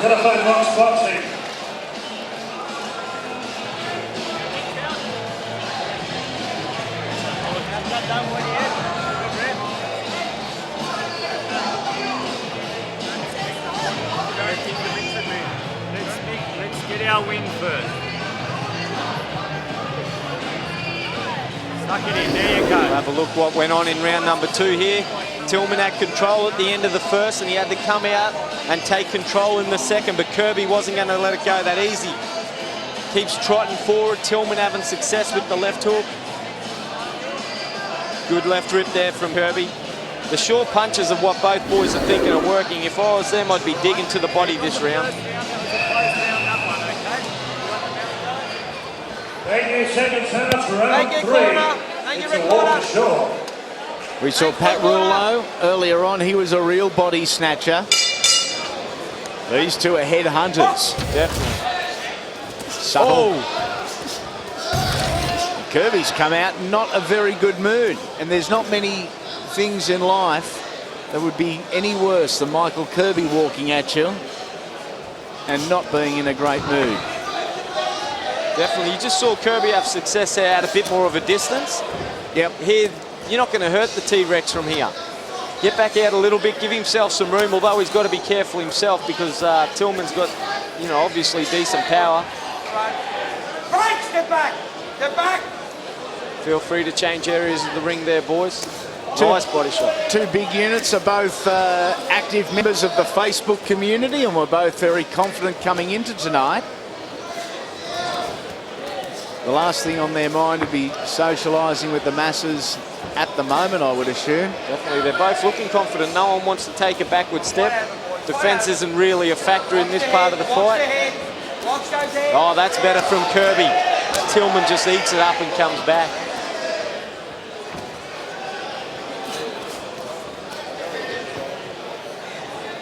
All the boxers who have to cut weight and make weight hard, sitting at home having their chicken and salad, that'd be dirty at these guys. The meals these guys could eat. Nice work there, up high on the zone from Michael Kirby, a crossing right hand. I think we've seen Kirby land a few more shots this round just by putting his punches together a little bit more. Michael Kirby doesn't need to cut weight, he scares weight.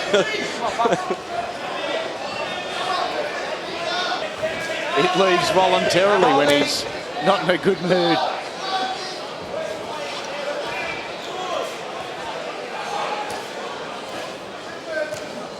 Good body shot there from Kirby. Speaking of heavyweights, rugby league enforcer Big Carl Webber has dropped a couple of kilos in the off-season. There's a couple of suggestions that he wants to step back in the ring at the end of the season. Of course, fought Scotty Lewis on the Contender Australia final card at the Sydney Entertainment Centre at the start of 2010. Ran out of steam a little bit towards the end of the fight there, which didn't help him. He is looking $1 million, my man Big Charlie, and high hopes for 2011. One man you wouldn't want running at you. You get him fit, he could be one of the best players in the NRL, Carl Webb. Tillman, he's still firing away, but the jaw's open a little bit more, but he's still digging in. That's Kirby just keep digging to the body this round. Is it enough to take the round though? I don't know. One of those fights that I would hate to be a judge Yeah, of. I would hate to be scoring this one in the heavyweight division. I tell you who has got the job: Anthony Hibbs, Malcolm Bullner and Sam Bullner. Let's take a look at the heavyweight rankings as they stand as of February this year. Justin Whitehead is the champion, and in May, all things being equal, it is booked that he faces the number 3 in action at the moment, Michael Kirby. Alex Leopai and Peter Cronje are on the cards. Bobby Mirovic is making a return, or has made a return, should I say, and he has got dreams of becoming a 4-time champion. Colin Wilson and Sasaya Funaki, the undefeated Sasaya Funaki. You throw in guys on the periphery at the moment like Lucas Big Daddy Bound, banging Benny Edwards from the national capital. The heavyweight division is starting to look a little bit all right again.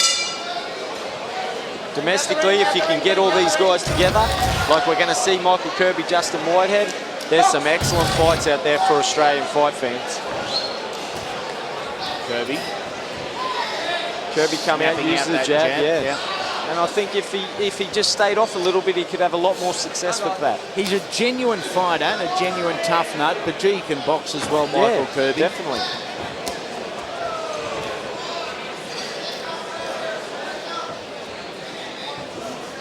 Record in his last 5 fights, 4-1, all of them inside the distance, but has only had the 2 fights in the last 12 months. Work out of it. Work out of it. Oh, good work. That is nice. He had his body weight behind him that time, Kirby, and he let it go. And he's just taken a few there. The receipt was a good one from the T-Rex. Both these guys, massive units, chins of granite, and they're just still here. Round number 4, still in the phone box, firing away. Father of 4, Michael. Lovely wife, Anna, no doubt watching on from their Sydney base tonight. Former New South Wales champion. Defeated our good friend Paddy Kennedy at Cronulla back in 2007. Nice shot there from Kirby. Will the ladies be dirty at Pat Kennedy? Just went off the market, a married man now.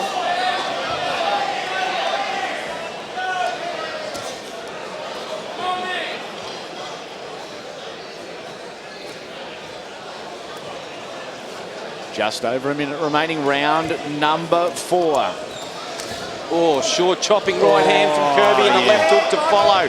Oh, but the uppercut from the T-Rex and the right hook from Tillman. Both big men, the longer it goes. Tillman's going to run out of steam, and has that started because he's taking a few big shots here from the Iron Rhino. I thought the eyes disappeared a little bit there on Tillman. Get back. Get back, mate.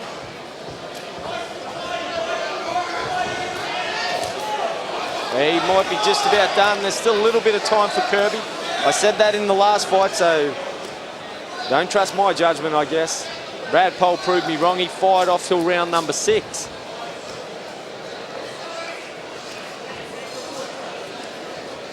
Short little shots from the inside at the moment. Again, both men still willing to work, but not willing to load up unnecessarily. I'm not sure they got it in him, Andy. Watch go head, watch go head and close. With sporting teams and elite individuals in 2011, it's the norm. You go and have a Gatorade, you have a muffin, you rehydrate, you do all the right things. I'm proud to say these two boys will probably go and enjoy half a dozen skewies at the end of this one, and they deserve it. Tillman's nearly shot the big unit.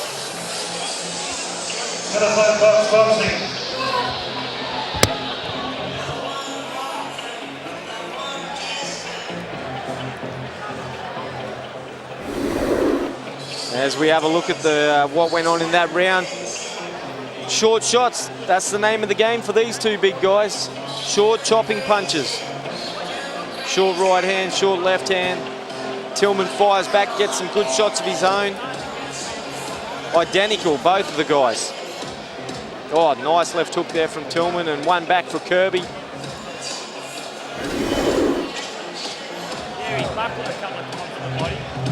All right, so 2 rounds. Don't give him anything cheap. 2 rounds remain. Brian Wilmot calling the shots in the corner with Angelo De Carlo in second.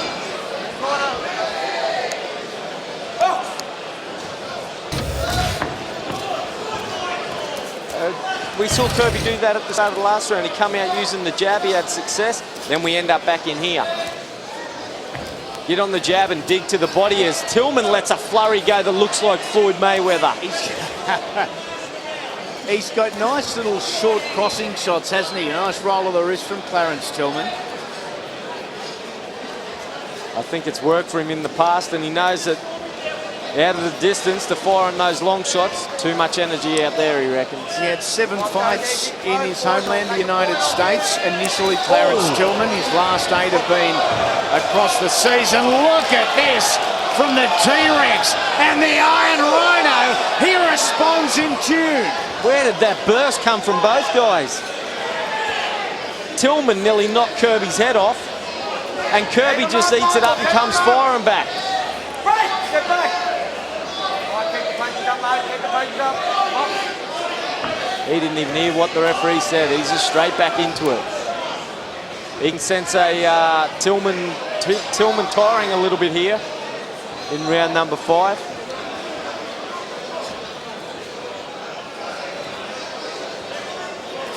Oh, nice short right uppercut there from the Rhino. Work on. Work out of it.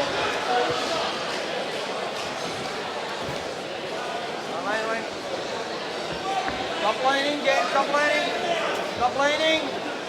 Kirby should, as the T-Rex leans on Kirby, should just do a little pivot. T-Rex will just go flying through and Kirby can attack off that. Average fight length for Michael Kirby is 5 3/4 rounds.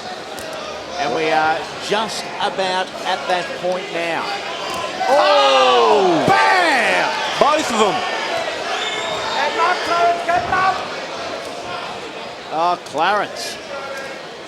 He's come to fight this time. Oh, little up, little suggestion it was a little low from Michael Kirby on that occasion. Unintentional. Every now and then, Tillman just comes back with some big shots. Step back. Come on. Step back. Right back. He just looks done and dusted, doesn't he? That was a reasonably carefree punch. A lazy punch from Clarence, just illustrating his fatigue. And Kirby, the last couple of seconds, he wants them What a to round. belong to him.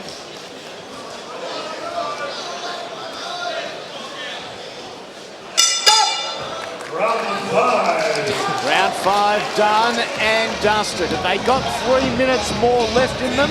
The bell went. There was a massive deep breath from both boxers. 3 more minutes, finish this shit off strong, right? All I want, bro. 3 minutes here. Get some water in. Watch your head, think close, mate, okay? Watch the head. We'll have a look at what went on in round number 5. Moving into the last round as Tillman had some success with those massive bombs and it just spurred Kirby on. He come firing back. Here we'll go, we'll see it come back. Here comes Kirby. If you hit me, I'm going to hit you back. Oh, wow. Oh, the rhino. You know what? If you're allowed to swear on air, I would have dropped a couple of absolute beauties over the course of this fight because that's probably the only way a genuine Aussie can describe a genuine heavyweight fight like this. Michael Kirby and Clarence Tillman for 6th time head centering, head into the middle of the war zone, and 3 two-punch combinations from the Iron Rhino to start the round. There we see a little bit of distance, and there's those shots again. Now we'll see him head back in close again, and they'll just fire away. Oh, nice little head movement there from Kirby, and he comes back for left hook. I just don't feel safe when they're on top of us, Andy, here, these big units. Here we go, I'm in trouble here. Or Tillman. Oh, he was rocked again with the left hook there of Michael Kirby. Right back. Good Kirby. Pushing forward, not allowing Tillman out. Fight out of it. Knowing Kirby, he'll probably look over and have a chat to us here. Nice body shot from Michael Kirby. Short.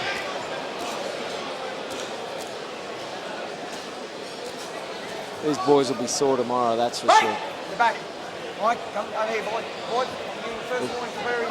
Watch those fires, okay? Watch your head. Oh, there's nothing in that. There's no intention. They're fatigued. That's it. Tony Moretta might have just been giving them a break halfway through the round there. I think so. There's nothing in that at all. I think, you know, let them have a rest. Tony's done the right thing here, the little bloke, hasn't he? Just let these two behemoths do their thing and sort out their issues by themselves. I'd say it's smart, Andy. Why would you want to get in between these two? No. They'll eat this guy up.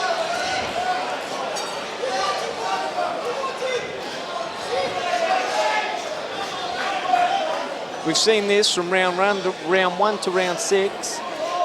The exact same pattern, but some rounds one lands better and the next round the other one does. Yeah, very little has changed, hasn't it, in the flow of the fight? I haven't even bothered trying to score this fight. I really, feel for the judges. There's Sam Bullner, Malcolm Bullner, Anthony Hibbs, the 3 ringside judges to determine the outcome because with 45 seconds to go, we are headed to the judges' scorecards. Don't forget, Up next, our semi-main event, Viktor Chernous, Steve Heremaia, and our main event, $10,000. Winner takes all at light heavyweight, the natural division of local Blake Caparello, stepping up from super middleweight to light heavyweight, the Sydney sider, Michael Bolling. That is still to come on Friday Night Fights. Boys are still going. We got 13 seconds to go and they're still in the same spot. Final couple of seconds. A betting man would have suggested this is not going the distance. I thought there would have been a knockout. Me too. After round 2, I didn't think we'd see this part of the fight. Kirby should scrape home. Tough one to score. I'd hate to come up with the numbers.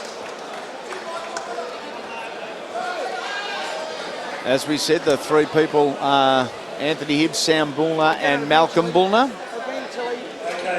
They are the ones in charge of putting in. Now, every round is scored, if you're not familiar with boxing, every round is scored on what we term the 10 points must system. The winner of each individual round gets 10 points. Their opponent, 9 or less. So you can look at an entire fight and say, I think this guy won the fight, but breaking it down into individual 3-minute periods often proves one of boxing's downfalls or one of boxing's real great issues and great things. It's difficult depending on which side of the decision you're on. Yeah, that's right. We have a look what went on in the final round. Pretty easy work for Brian Barnard and his team out the back to get some highlight packages from this fight, because the same thing went on from round 1 to round 6. It was just which punches you wanted to pick to put in the roll. Credit to both guys. They just launch off the attack.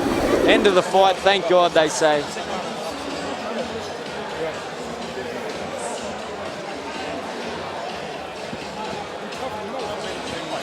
Look at the Rhino, he's got the face pose on. Looks like he wants another 6, the Rhino. Says he's ready for Whitehead. He can't wait for big Justin Whitehead. Yeah, a heavyweight war.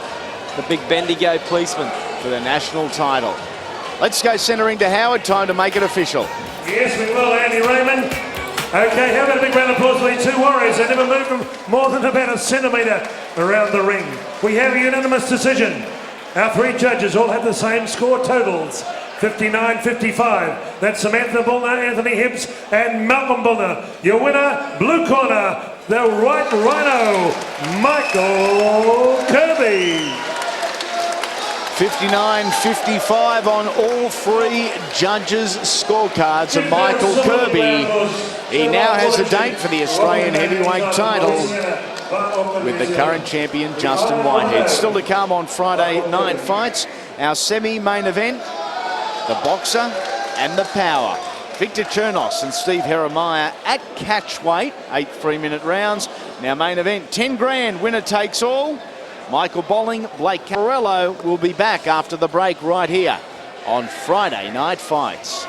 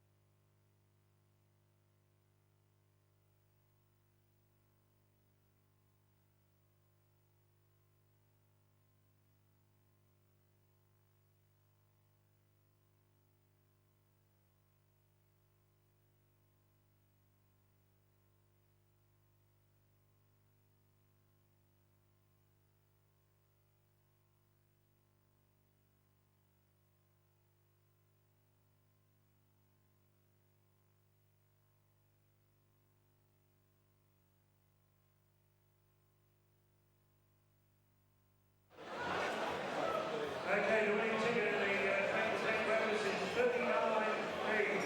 39E for Elvis. Colin, 39E and a white ticket. Congratulations.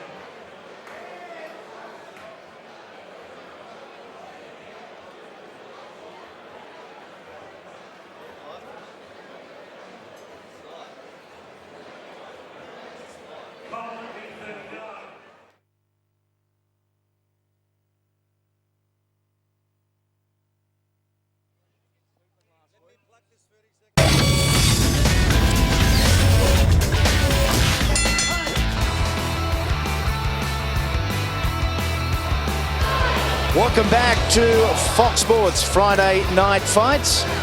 A heavyweight war we have just seen, and war is the key word. Michael Kirby and Clarence Tillman have done their thing in centre ring and on all three judges' scorecards, 59-55 to Kirby.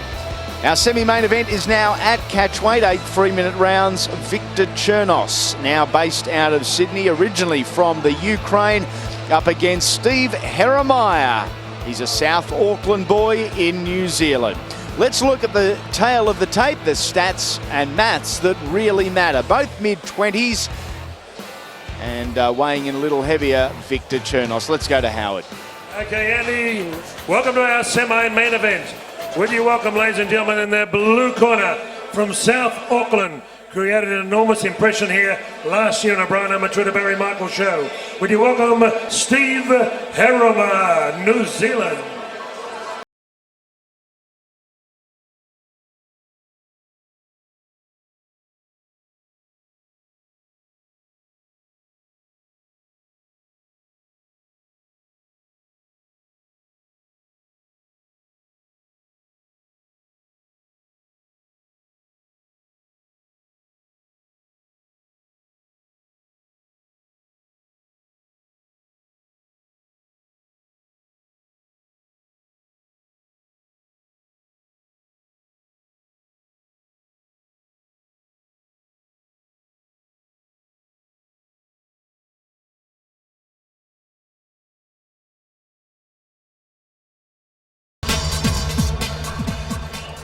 Okay, would you welcome into the red corner in this 8 rounds of international catchweight boxing, Australian champion Viktor, the Hurricane Chernous.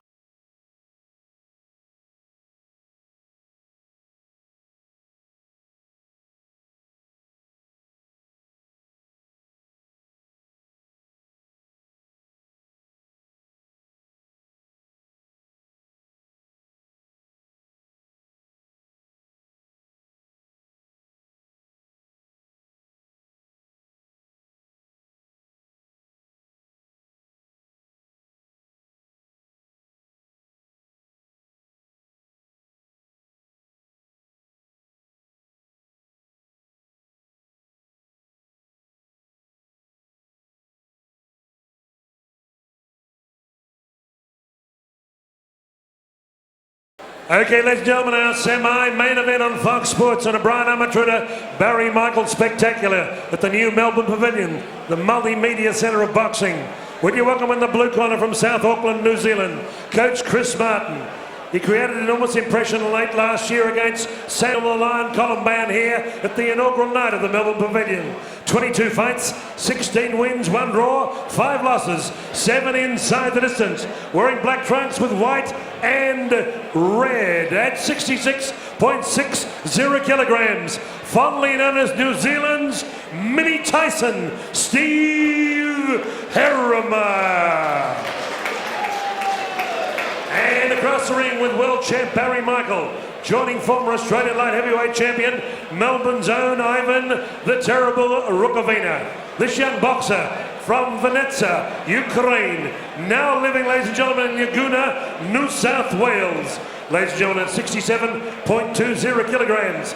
New South Wales welterweight and light middleweight champion. Currently Australian welterweight champion. 12 fights, 11 wins, only 1 loss.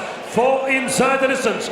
Wearing a touch of gold with black. Would you welcome the man they call the Hurricane, Viktor Chernous. Referee Tony Moreno, judges Samantha Milner, Anthony Hibbs and Matt Ropis. 8 rounds of international catchweight boxing. Okay, guys. Obey my instructions at all time. Defend yourselves at all time, okay? Back to your corner now and come out on the bell. Back to your corner, guys. Let's go. Thank you. Back to your corner twice with the instructions from our referee, Tony Moretta. Both guys were quite happy to stand centre ring and eyeball. Steve Heremaia across the ring from that man, Viktor Chernous. He is like, he's caged at the moment and just waiting to be unleashed. Isn't he? What? Look at Chernos. He's just calm and relaxed, and Heremaia wants to kill him. He wants to rip his head off in the nicest possible way, of course. This is going to be a cracker. At catchweight, a catchweight of 67.2. Chernos in the black trunks with the gold writing. And the black solid is Steve Heremaia, heavily tattooed. Ooh. Dangerous boys, both boys. Look at this from Heremaia. Steve Heremaia, 22 fights, 16 wins, 7 inside the distance, 1 draw on his resume. His last fight was November last year, a defeat at the hands of Sam Columban at Flemington.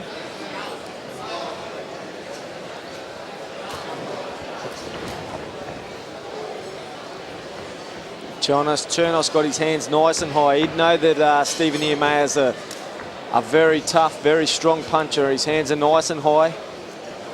We saw him against Ray Musson at the end of last year down at Campbelltown, and I thought, you know, he cruised through that fight. I just thought his defence was a little laxy-daisy, but we can see here tonight his hands are tight. My ribs are sore. Sitting ringside. I'd hate to know what Viktor Chernous is feeling. I think we're going to see a lot of this tonight. Look at Chernos's marks on his right rib cage already.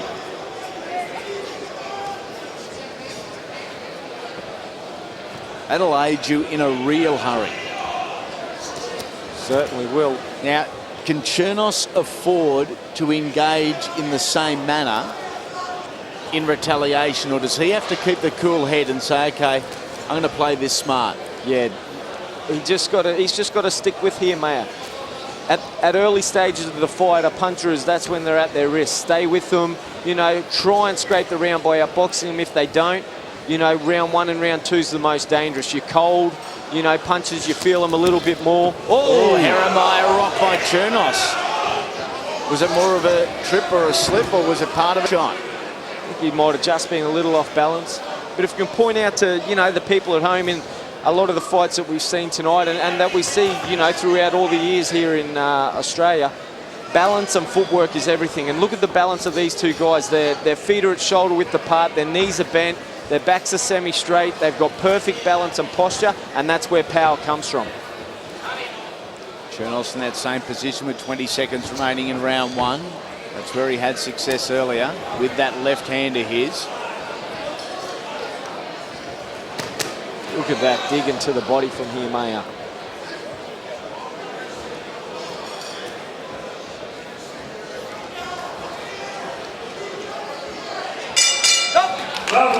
Chernous, Heremaia, 1 round down. It is scheduled for 8.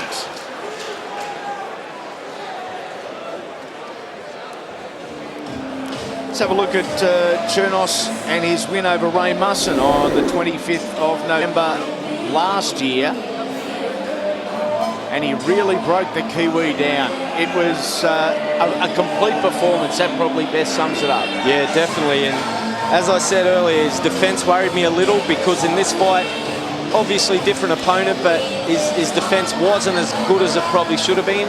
But here tonight, you can see a difference from the start. His hands are tight, his defence is solid. One thing I liked about Viktor Chernous is the way he does the little things in boxing. Like I just said, the balance, the technique, his eye, the way he slipped. Perfect example, Costa was one of the best at it. You know, he's got his big wins against Shamba Mitchell and Zab Judah. But for mine, my favourite fights to watch, and I watch them time and time again, was Ben Taki, was Julio Cesar Chavez, was Even in his loss against Ricky Hatton, the little things he did them brilliantly, as is seen a lot in Viktor Chernous. Round number 2, and Chernous not engaging in the brawl, but more front foot, more initiating. Yeah, he's trying to walk Heremaia back a little bit. Easier said than done, but at this stage it's working. But he's got to be careful he doesn't walk onto something. That is the danger when you're in against a guy like Heremaia. Heremaia debuted back in 2005 and did so with power. First round KO victory over Ali Nizzi in Auckland. 23 fights on. He's got a KO record of about 1/3. So too Viktor Chernous. So really you're probably not expecting a stoppage statistically here, but literally I am. If we see it, they're going to break each other down, these guys. And so far what I've seen in 1.5 rounds, they're nearly identical in posture, in technique, in style. Originally scheduled to be at welterweight, now fought at catchweight. News over the recent days, former Aussie welterweight champ Matty Pauly announcing his retirement after a recent loss to Matty and the family. Wishing you all the best in the next stage of life outside of the ring. Had some good times in Australian boxing, Matty Pauly. Didn't he? Oh, nice shot there, left hook from Steve Haremeyer. Both nicely balanced athletes. Perfect balance. And both really sitting down on their shots, and it means you're going to get full power and full reward for everything you throw. Yeah, and in a pre-telecast fight we saw Lauren Eagle fight against a Kiwi opponent, Bronwyn Wiley, and I pointed out in that fight to you, Andy, that her balance and her feet, she really needs work on, and this is what I'm talking about. This is balance and this is footwork, and that's what gives you power. That's where your punches come from. That gives you defense. It gives you everything. 3 pre-telecast fights. Neil Guy Sears and Ashley McDermott, 2 young men on debut, fought out a draw. Sarah Howard defeated Sherry Stewart, and this young lady is something very, very special. And Bronwyn Wiley was too good, won a split decision over Lauren Eagle. 3 pre-telecast fights. The main card live on Australia's sports leader, Fox Sports. Yeah, I was real impressed with Sarah Howard. She was a fit, strong, got a good future in Australian boxing. Some good fights out there for her, that's for sure. Now, once again, our April show, an Aussie TV first with 3 national titles all on the one show. The Aussie lightweight title, Brett W. Smith, Mick Shaw. The junior welterweight strat, Josh King, Jason Crow, and the middleweight title, Omar Sheikh and Johannes Tito Kawechapunga. Yeah, make it easier, very easy. And when you make it easy, make it pay. When you go down, shoot. Don't go down and don't do nothing. Good round.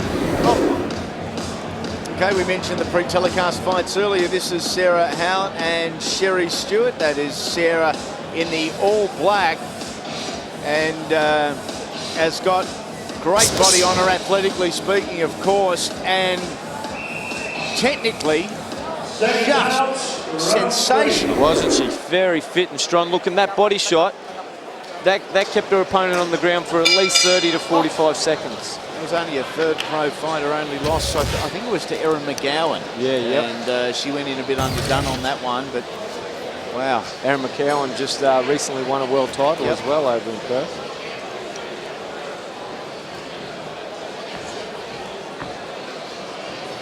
We've seen, everyone, who's a boxing fan, we see thousands and thousands of fights, but this is my ideal fight. I love this style. I love watching the small things about boxing. The technique from the stare down from Heremaia, trying to intimidate him, and Chernous didn't engage in it. Here we're seeing tight defense, we're seeing balance, we're seeing trying to break each other down. This is what I love to watch. You can be as flashy as you want, but this is me.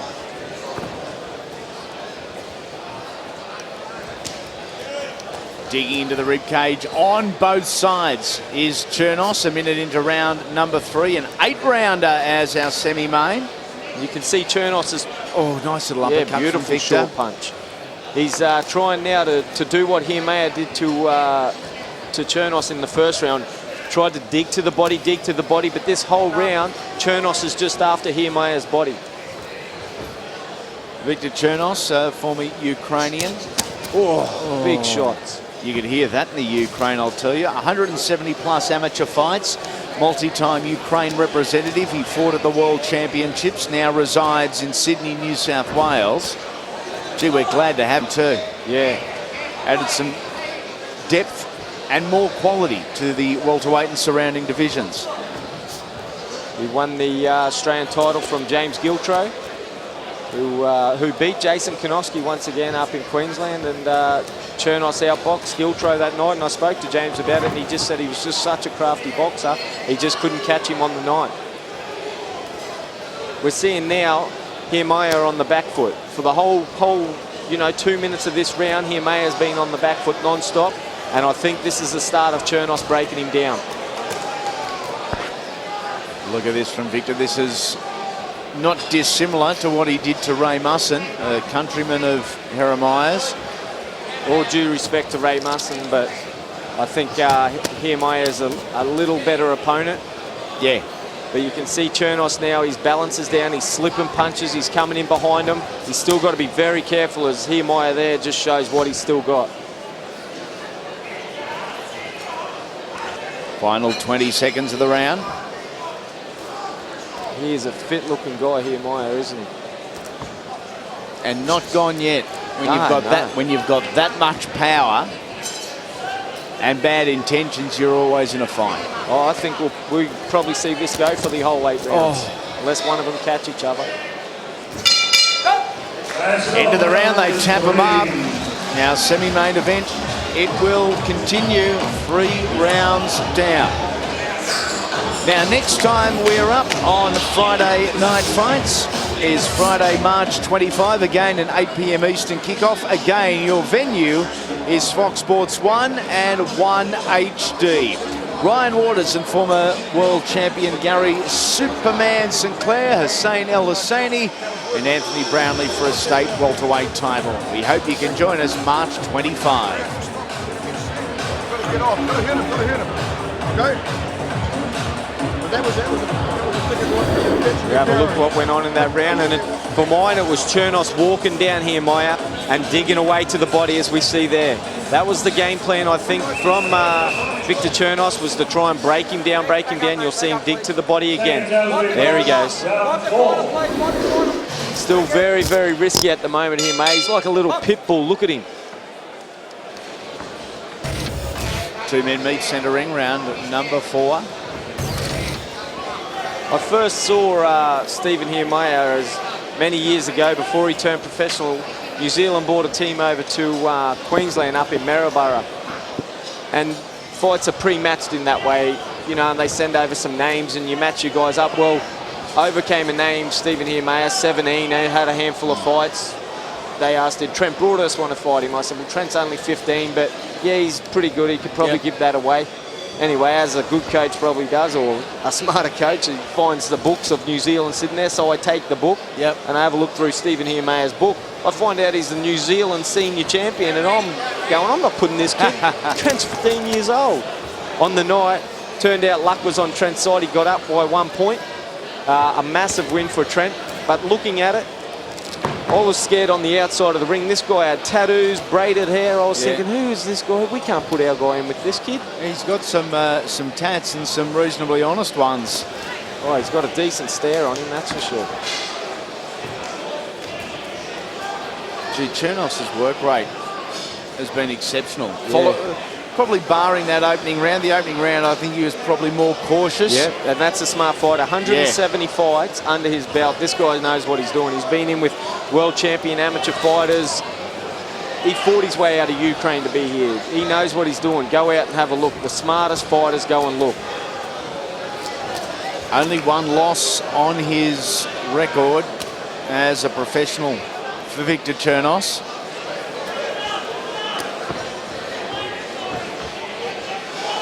That one I think spoke about, Ray Anton Olarte from memory. Yep.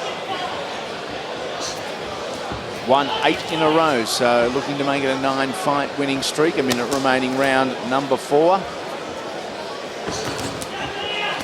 Oh, look at this. Beautiful work. Good left hook from Heremaia. What a body shot. Stephen Heremaia, he's still got heaps of fire in him. Is he sucking Chernous in?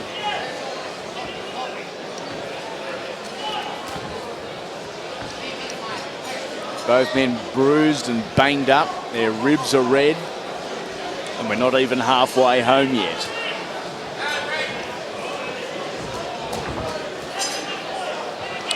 Speaking a little bit about what is coming up on Fox Sports, another card that is confirmed as June 24th on the Gold Coast. And our headline act, Les Sherrington versus Nader Hamden, Part 2. They did it at the end of last year. I didn't get to see the fight from all reports. An absolute beauty. And we are going to do it live on Fox Sports. June 24 on the Gold Coast. An undercard that features a couple of state titles as well.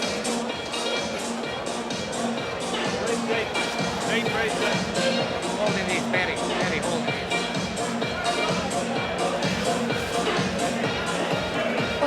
Viktor, okay? Yeah. Okay. You're winning. To the right hand, to the body more. Straight more punches. Don't let him think about it. Keep the pressure on. Keep the pressure on. Be careful. You're winning. Tell him you're too strong. We'll have a look at what went on in round number 4, and it was pretty similar to round number 3. Chernous walking down Heremaia, digging to the body, but Heremaia had his moments, that's for sure. He's still got a lot of fight left in him. You heard in Viktor's corner, they want Viktor to keep walking down Heremaia, keep leaving him on the back foot.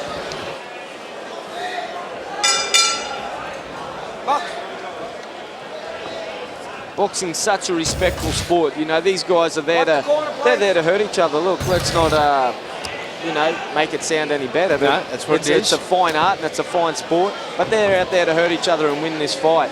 You saw the beautiful right hook and combination from Heremaia. You saw the stare down from Heremaia. It was deadly. It would have scared anyone on the outside. As you get going in the fight, round 1, no one touched gloves. They walked away from each other. Round 2, they touched gloves. Round 3, you see a real respect coming out. And you'll see at the end of each round now, a massive respect from each guy because, you know, the initial confrontation's gone, but now it's you know, the respect to start coming out. Into the corner is where Viktor Chernous was trying to place Steve Haremeyer. I don't know if that is in Viktor's best interest, as trying to cage his opponent, so to speak. Heremaia is very, very dangerous. Neither man has been hard to find. In fact, Chernous has been probably front foot boxing more so than Steve Haremeyer in the last 2 or 3 rounds. And to be honest, Andy, that's the best way to do it. If you, look at that, beautiful, Heremaia. If your defense is good enough and if you can do the right thing and you know what you're doing, the best way to take power off a power puncher is put him on the back foot. Yep. But you can see he's still very dangerous, Steve Heremaia. As Chernous comes in, he's got to be careful that he doesn't walk into a power hook from Stephen Heremaia. Walking into a power puncher, though, again, it goes back to the equation, risk versus reward. That's right, yeah. How much are you willing to sacrifice in case it doesn't go your way? Well, I can tell you, if he's on the back foot, Viktor Chernous, Heremaia is going to double his power. He's going to be chasing after him and breaking him down. Exactly the way that Chernous is doing it to Heremaia.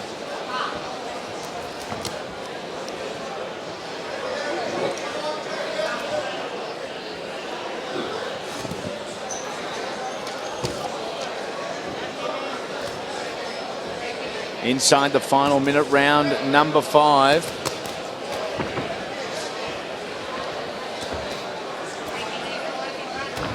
Oh, Heremaia still with plenty of explosion left in that right hand.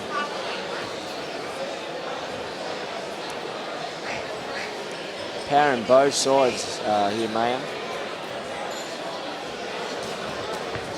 And Chernous keeps his punches so straight, keeps everything so tidy. The technique of the punch is what you know, is just superb. It's brilliant to watch. It's almost second nature now. I guess you have 170 on amateur fights. You're That's into right. your, your 13th pro fight. You know when something's coming back at you. You sense it, and he's very good at evading shots. Yeah, he's got a great eye. As I said, back when he fought Ray Munson last year, his eye is it's just unbelievable.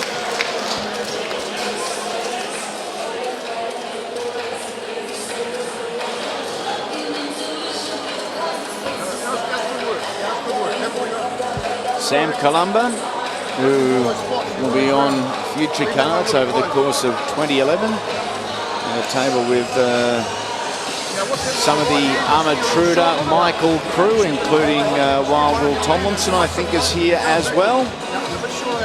Beautiful hand speed.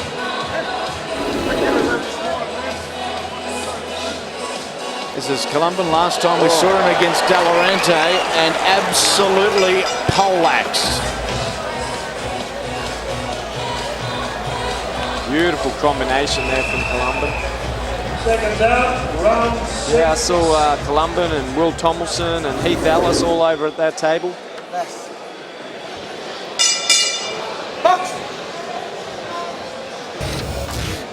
We are boxing on. We are doing so in round number 6 live on Australia's sports leader, Fox Sports. Our semi-main event coming your way.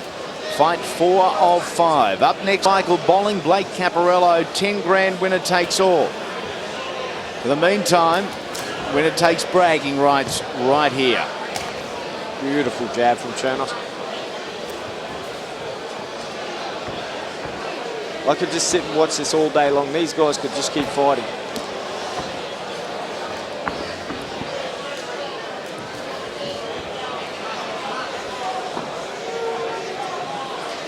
Heremaia boxing from the back foot. He opts to circle to his left-hand side.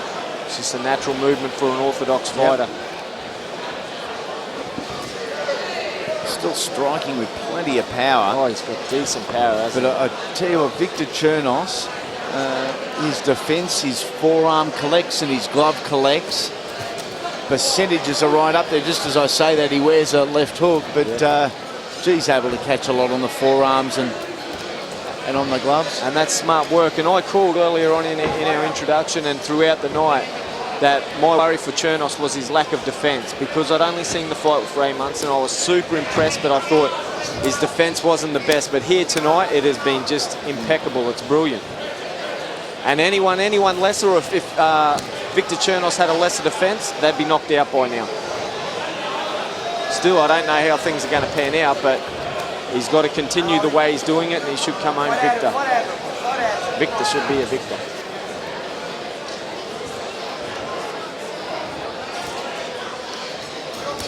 It's even hard, you know, to think, you know, what would work for Stephen Haremeyer, what would be the best thing for him. Yep. For mine, I would say rough it up. Get Viktor back on the back foot and make it a real hard fight. Forget the boxing technique, because at this stage, brilliant. At this stage, he's in the fight, but he's probably behind. Actually, you make a very good point, because as brutal and as power punching as Steve Heremaia is, technically he is very sound. He hasn't turned it into an ugly brawl. It's all been technically good. Right. Yeah. He's excellent to watch, but at this stage, Chernous is a slight edge on top of him, and he's got to find something different, or we're going to see a continuation of this. And for mine, I'd say to Steve, mate, let's get out round number 6 or 7 and let's just change it up and let's just rough him up a little bit. Oh, I love seeing this. I want to see this. But if we're looking to try and change things and get a win, he's got the power to knock Viktor Chernous out at any second of the fight. To the body he goes again. There you go. I said we'll see him touching gloves a lot more. The respect is there, and that's just the way boxing is. Very rarely do you see people really hate each other.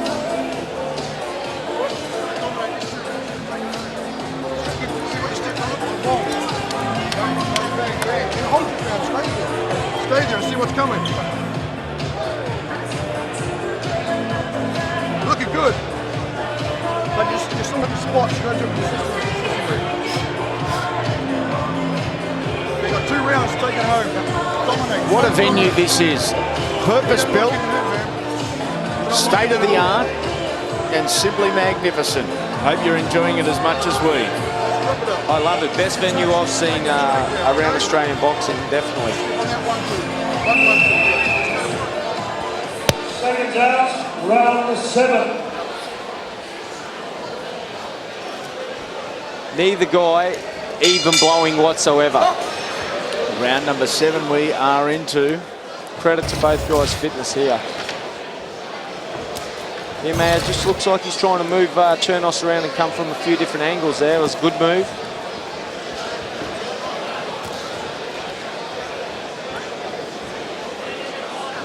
As I said earlier, both guys with a knockout ratio of just on 33%. Now, if you had have asked me without looking at the stats, I would have said both was well and truly above 50%. Yep. Just the impression. I think, you know, in credit to Stephen Heremaia, we're at welterweight or pretty much welterweight tonight. But the guys fought all the way up to middleweight.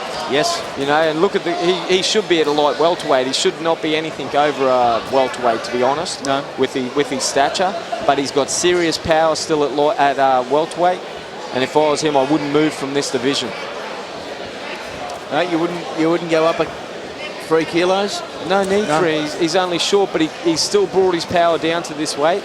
And there's some excellent fights out there for this guy. Oh, look at that. Beautiful. Yeah, it was a great right hand, a rolling right hand from Haremeyer. Chernous walks into a stiff left jab. The thing that Stephen Heremaia's got, he's actually got a decent boxing brain as well. Like, he knows what he's doing out there. He's trying to outthink Viktor Chernous. It's not only a boxing match, it's a chess match. At this stage, Viktor's just scraping over top of him, but it's not over yet.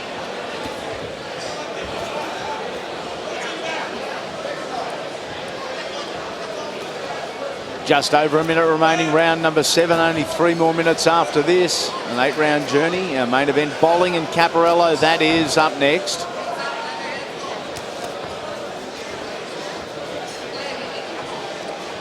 See, Heremaia's got the UFC pants style fights on. Yeah.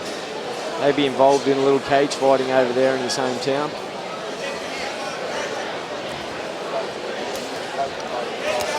Oh, big left hook there from Viktor Chernous, and it was off a flurry from Stephen Heremaia. Is he buckled? You need more than that to stop this young man. Oh, yeah, definitely. He's just like a rock, Stephen Heremaia.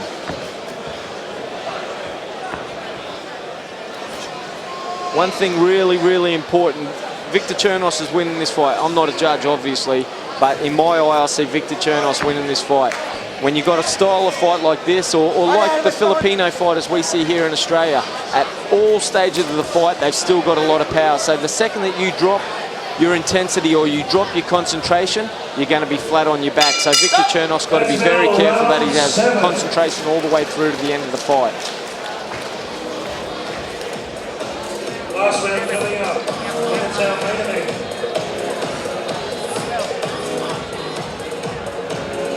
All hands, please. All hands. The body to the hand. 2 steps. 3 more minutes. Sit. You have to have it. Be careful. You're gonna come out wounded probably. He's behind. Yeah, I believe he's behind, but close. Round number 7, pretty much like round number 2 to round number 7 have all been the same. And it's beautiful technique, it's beautiful balance. There hasn't been a lot of difference, has there? It's been a very similar pattern, a very competitive pattern, but a very similar pattern. Yeah, I think you're right, Andy. I think we saw in the first round Heremaia come flying out and he really put it on Viktor Chernous, but from round 2 on, it's been a very similar pattern. And the final round. Want the corner, please. One corner, want the corner. Touch gloves, guys. Touch gloves. They touch him up because this is the 8th and final round and an opportunity now for Viktor Chernous to go on to a decisive win. Steve Heremaia, who's moved into that southpaw stance. He is an accomplished switch hitter, but he's moved into a left-hand stance. And an opportunity for him to win this one, but he needs a knockout. Yep, and that's exactly why he's gone to southpaw. Like I said earlier, you need to change it up, not keep going the same pattern, maybe rough it up, make it untidy. He switched to left-handed stance, and that's his chance for a knockout. Something completely different than what Viktor Chernous has seen for the 7 rounds so far.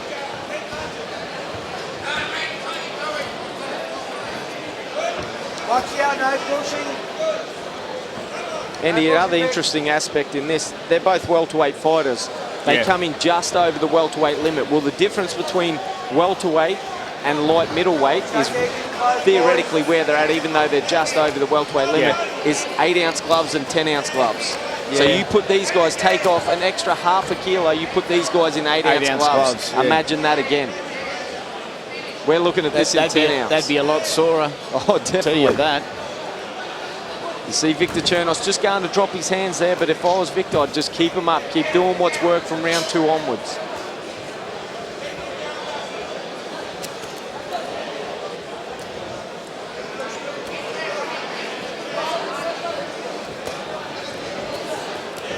I'll enjoy watching these two guys any day of the week.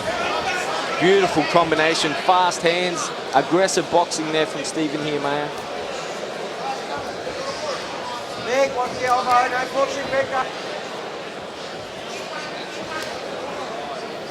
Minute remaining in the 8th and final round.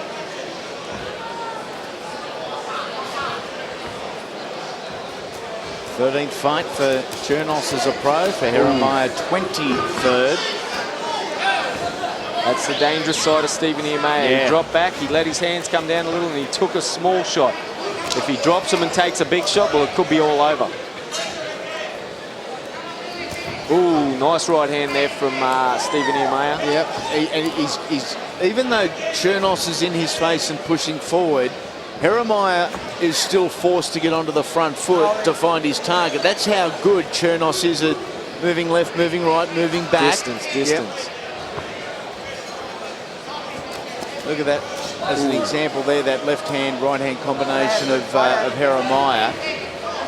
He got himself out of the way, Chernous, but did so by an inch or two only. That's all he needed to. And that's, you know, when we call it, or I say a lot of about distance and balance on your feet, you know, to other fighters. I'm not being disrespectful to those guys. You know, I wasn't perfect myself, but when I say, you know, this is good balance and this is good distance, this is an ideal situation.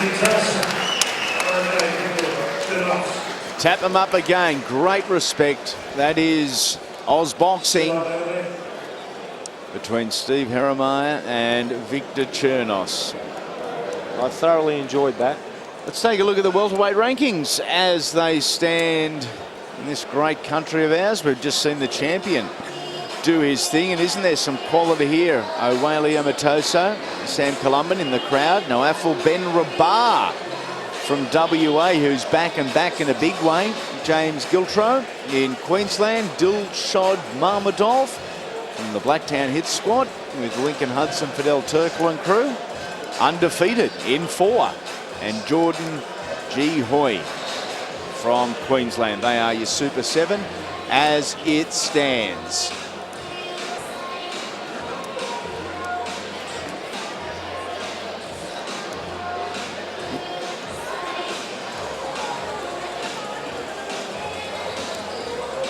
Still doing the maths here, I believe. Yeah, it should be pretty clear cut. I'd say it's 7-1. Yeah. But in saying that, it sounds 7-1. It's like Viktor Chernous had a massive victory. It was still a very, very close fight. Chernous just scraped over each round. That's what I was sort of talking about earlier with the 10 points must system and the scoring and the way it works. Very, very difficult. When you see a fight at 79, 73 or something along those lines, you think, wow, that's one-sided. Well, in some instances it may be, in some instances it may not be. As we take a look at some of the highlights, let's go to Howard to make it official centre ring. Thank you, Andy. Okay, both fighters to centre ring, ladies and gentlemen. We have a majority decision. Judge Samantha Bullner headed 79 Chernous, 74 to Heremaia. Judge Anthony Hibbs had a draw, 77-77. Final card, Matt Ropus, 77-76. Your winner, majority, red corner, Viktor Chernous. Majority decision, Viktor Chernous, 79-74 on one scorecard, a 77-76, and then a 77 all. Now, 3 different judges, 3 different sides of the ring. Main event is up next. Stick around. This is Friday Night Fights.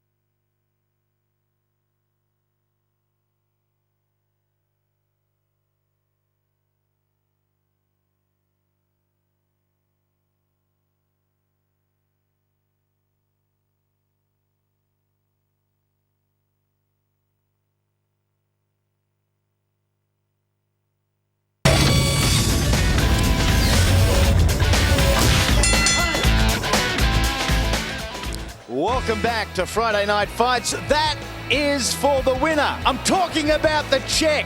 10 grand because it is main event time. Winner takes all at light heavyweight between Michael Bolling and Blake Caparello. Bolling from Sydney, Caparello from Melbourne. Bolling has the experience, both men with fabulous form lines. The height and reach only just to the Victorian, and the weight difference 1.2 kilos again to the natural light heavyweight. Let's make it official, get the boys out, and event time on Friday Night Fights. Okay, ladies and gentlemen, would you welcome in the red corner from New South Wales, Michael Bolling.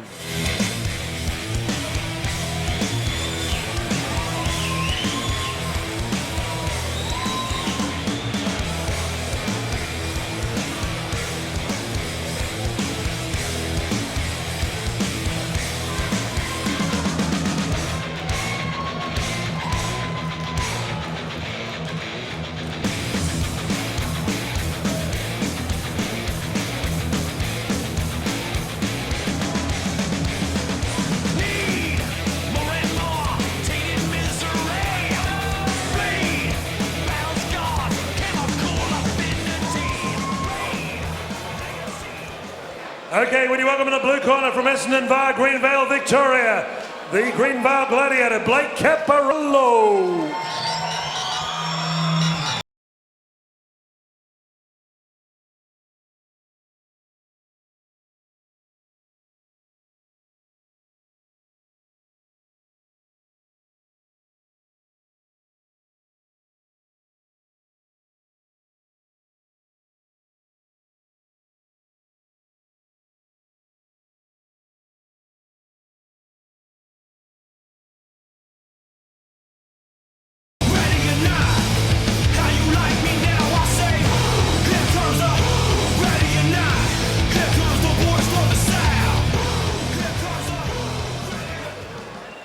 Okay, ladies and gentlemen, welcome to Centre Ring. Brian Amateur to Barry Michael Sports. Our main event at the Melbourne Pavilion. 8 rounds of boxing set at light heavyweight.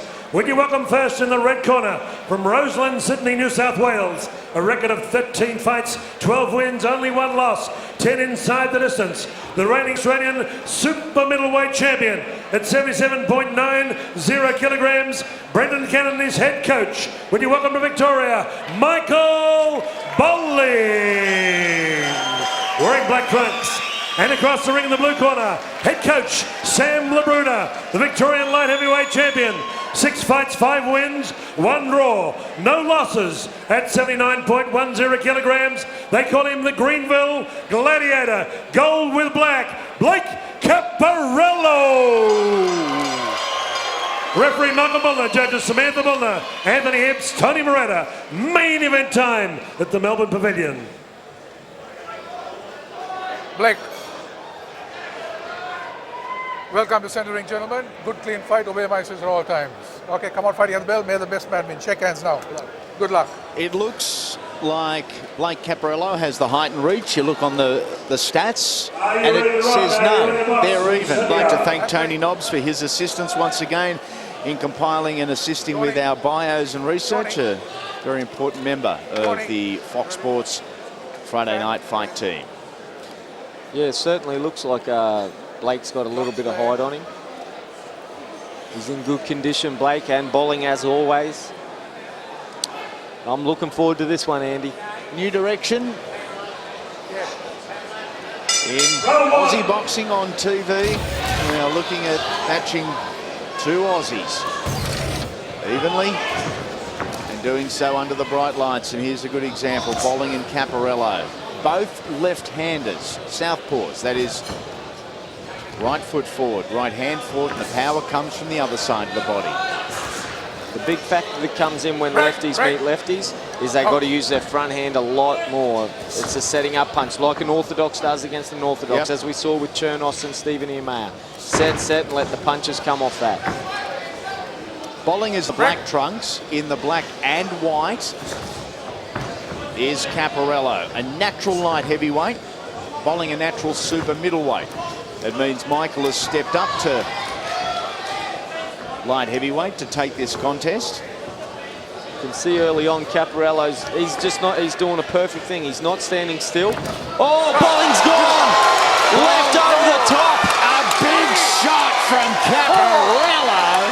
5, 6, 7, 8, you okay? Okay, box. That certainly wasn't the script. In real strife. Look at Caparello. He is now head hunting. He should just back off, back off. He's going to get Bolling, don't rush. He'll lose his power. Bolling wants to stand and fight.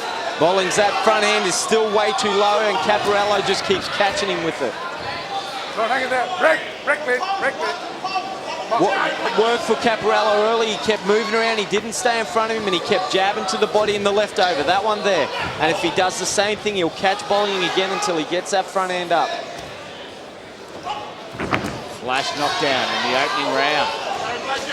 Early in the opening round too. Trying to get that overhand left. To find a home. He does so again and again. But now back against the ropes. Bolling walked through the two of those.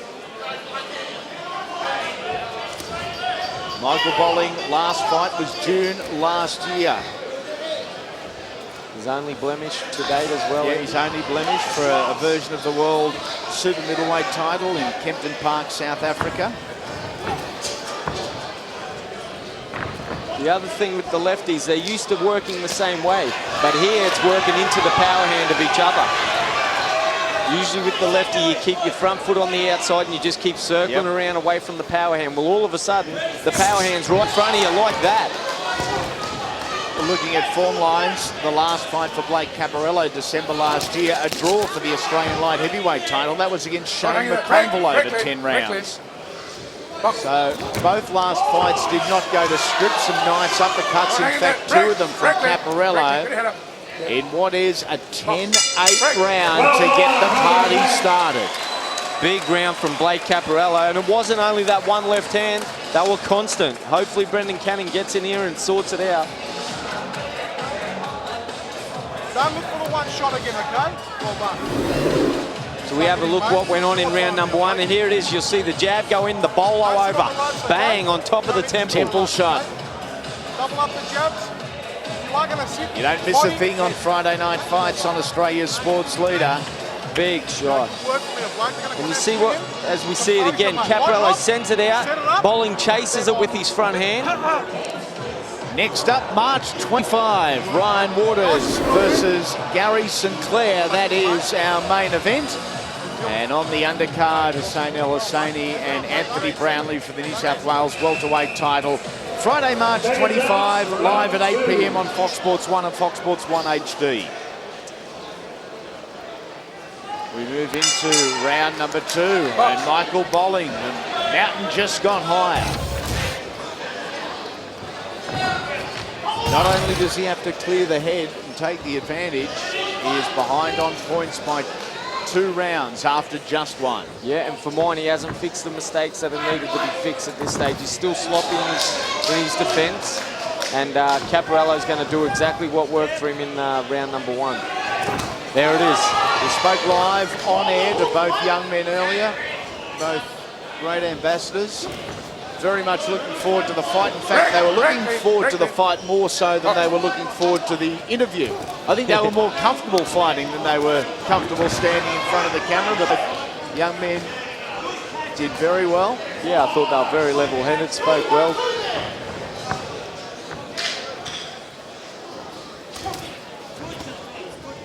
Try with that crossing left from Bolling. This is where he's got to be careful. The left hand following over.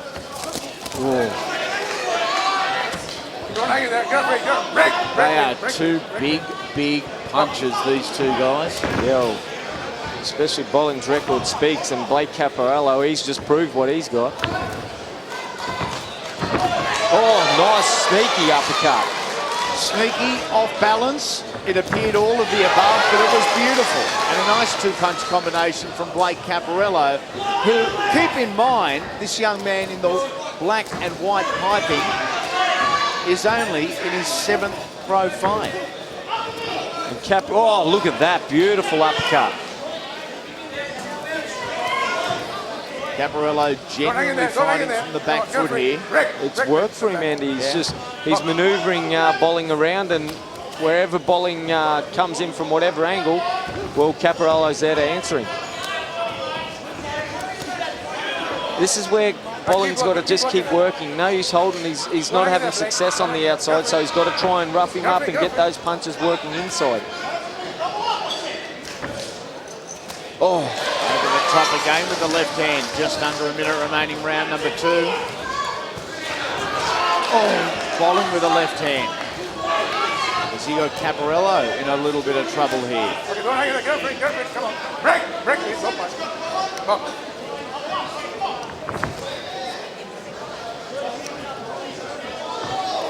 Maybe Bolling, it's hard to explain on TV, but you've got centre line. So imagine your chin, beautiful. Wow. Running down the centre of your body, that's your line. At this stage, Michael Bolling's dead in line with Blake Caparello's left hand. So if he just moves his feet to his left, or more so to his left, to get away from the power hand, he'll break that line and should take away that power hand that he keeps walking into. I'm enjoying this.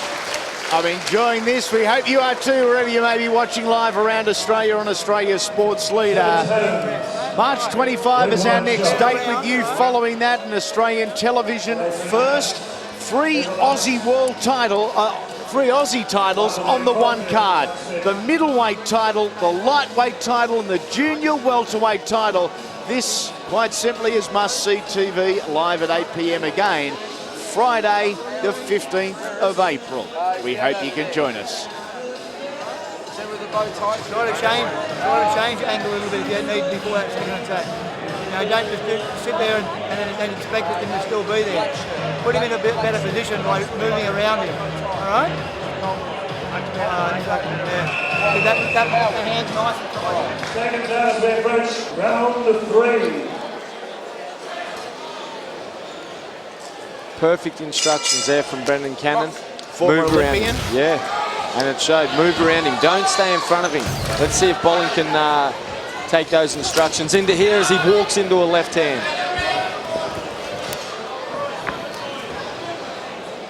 Now main event. Nice shot there. And again, it was Caparello we're commenting on. Don't forget our next couple of dates. You can also keep an eye out on the Fox Sports website, foxsports.com.au. Fox Sports News as well. We'll be running previews and profiles of some of our superstars in the lead-up to our Friday night fights. And, of course, feel free to jump online if you're a social media freak and follow me on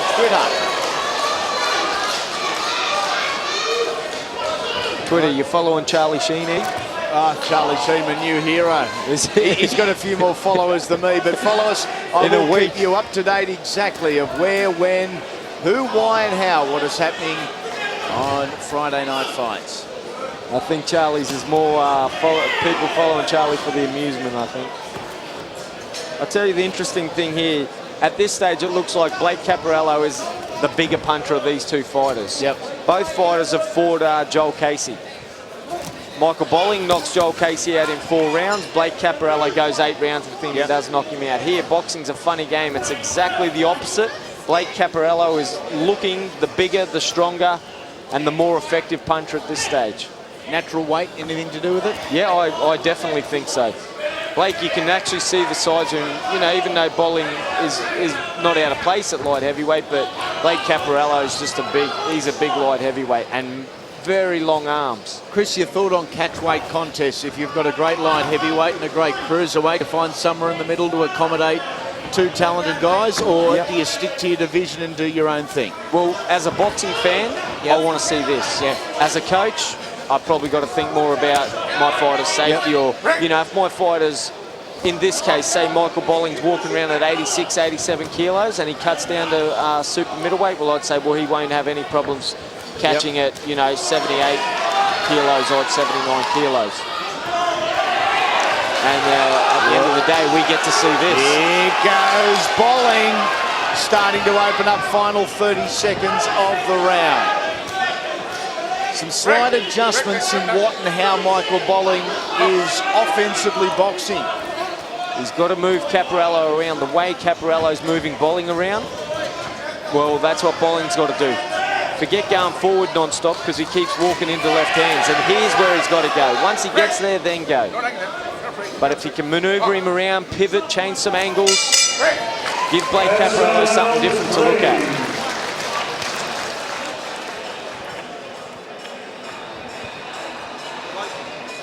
But I want you sitting there trading with him, mate. I want you boxing him, okay? Are you hearing me? Yep. Okay. As soon as you finish your combination, I want you off and running, mate. Hey. Try to sevens.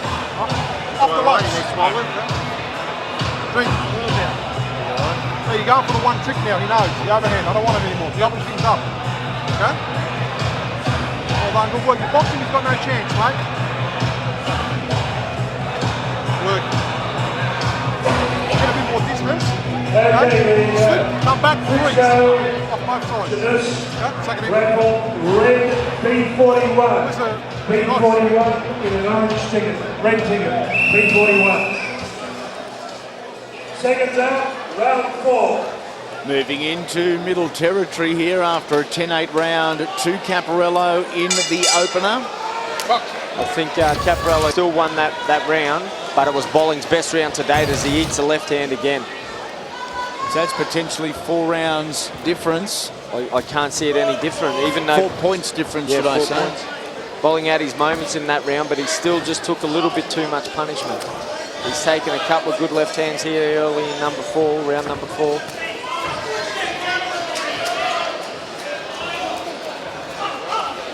Oh, beautiful. Great uppercut.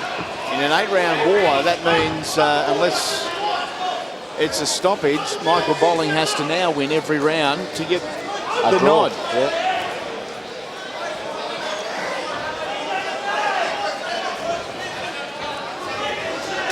You can see that swelling coming under Bolling's left eye. Yep. Yeah, he's busted, dusted at the moment. But he's still fighting. I think he's far from gone, though. Oh, yeah, definitely. That onslaught at the end of round number 3 cause for optimism for Michael Bolling fans. And I know there's plenty of you in the Shire watching on Friday Night Fights up there in Sydney. He's got a massive following, Michael Bolling. He certainly does. I've seen him fight live, and the crowd that he brings and the people that get behind him is a credit to himself. Again, this is a much better start from Michael Bolling, although he wore some punches early.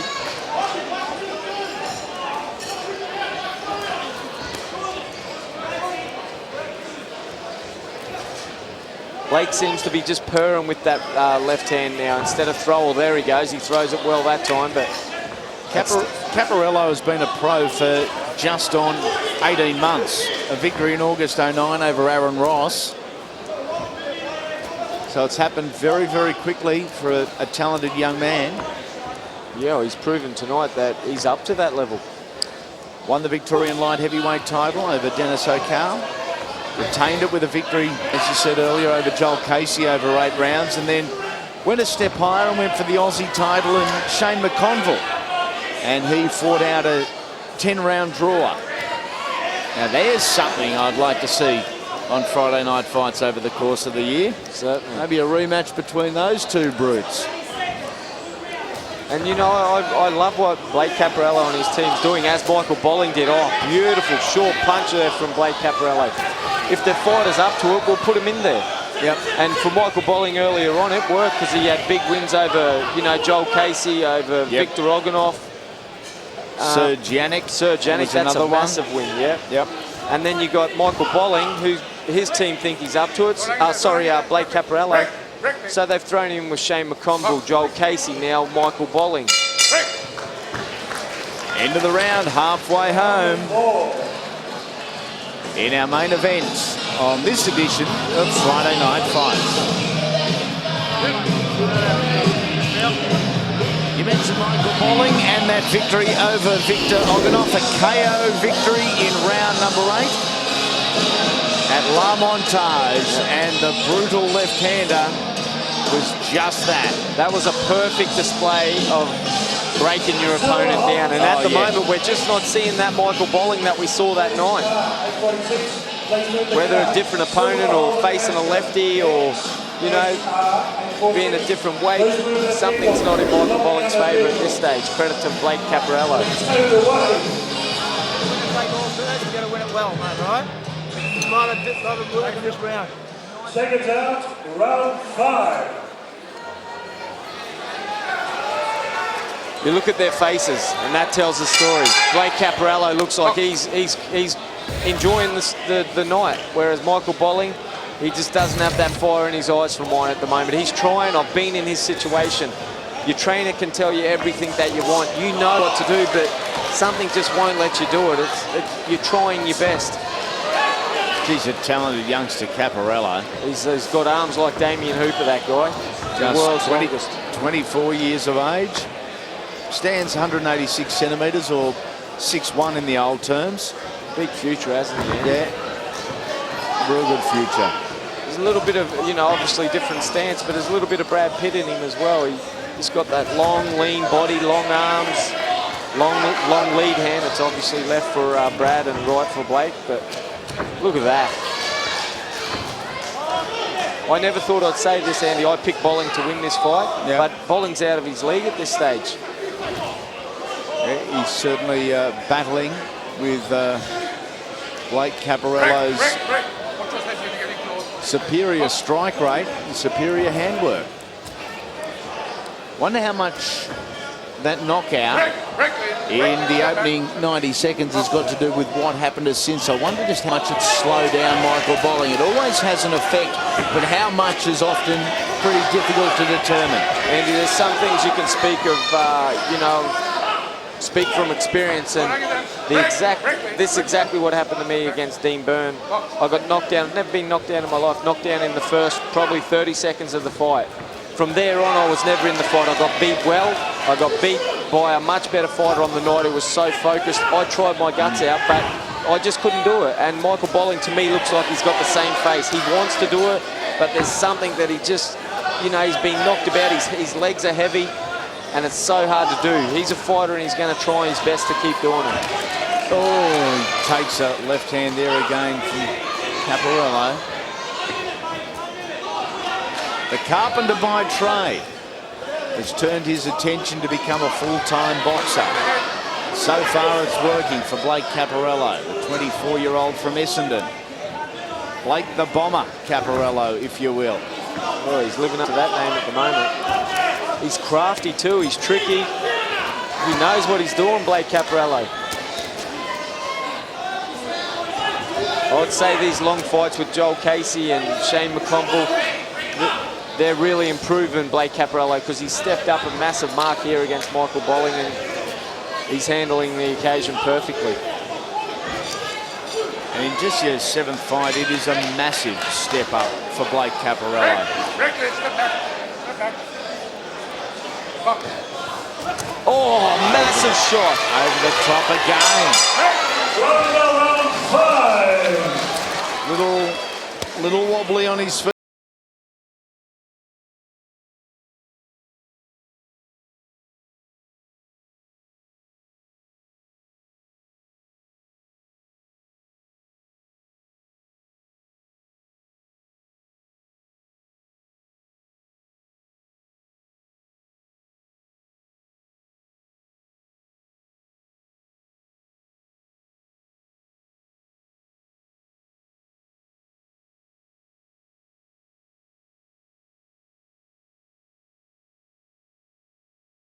Let's check out a little bit of what happened in the previous round, Chris.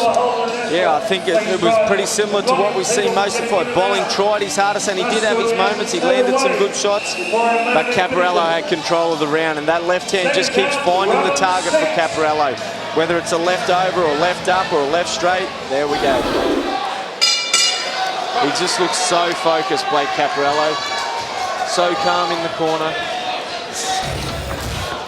Round number 6 coming your way live on Fox Sports. Michael Bolling in the straight black, Blake Caparello in the black and the white piping. Caparello, it has been his fight so far. Knocked down in round number 1. He has dominated since. Yeah, it's been a great play from Blake Caparello. And As I said earlier, Michael Bolling is one of my favourite fighters to watch domestically. I just think he just does everything right, but tonight he's just not on, and that's boxing. There's nights where you're not on. We just saw one of the better fighters of Australia at this stage, Viktor Chernous, got beat by Ray Anton Alate. At times, you're just not on. Yep. Oh, sneaky left hand he's got, Blake Caparello. He does have a sneaky left hand, and it is a good one. Yeah, isn't it? It's unlike, and we have spoken about it before, but it's unlike team sports where if an individual has an off night, you're often covered by your 12 or 17 teammates. In boxing, if you have an off night, where it's just not your day, there is no hiding. There's no covering it. You get beaten. Look, don't get me wrong, Michael Bolling is a very good fighter. He's got everything that a boxer needs. Blake Caparello tonight just looks the better fighter. I feel for Michael Bolling. You see the look on his face. You see he's defeated. He's trying, and I'll tell you what will happen in the corner when they go back. Brendan Cannon's going to beg him, come on, mate, we're letting this fight go. If you want it, you've got to go for it. Michael Bolling knows he's trying his best. Caparello has boxed the majority of the previous 2 minutes from his heels, but irrespective of how he's boxed the opening of this round, he's still dominating the round. That's what his corner asked for. Just keep moving on the back foot and just keep picking him off, and at this stage it's working. Bolling should get some balks and try and get some feints, drive some straight punches to the body and then follow him up. Easier said than done. Oh, there it is again. Driving lead hand and the power hand follow. Just a very basic two-punch combination, but a beauty. And it's easy for you and me and all the fight fans at home, you know, to sit and watch and say, what's Michael Bolling doing? But it's Blake Caparello's movements that are making, you know, happen what happened.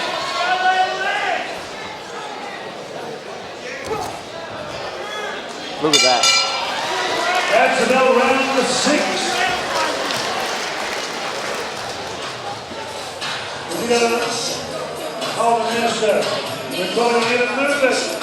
Now we saw 3 pre-telecast fights, and we saw Lauren Eagle come out for her 4th fight against Bronwyn Wiley from New Zealand in the lightweight division. That's Eagle in the white, Wiley in the black.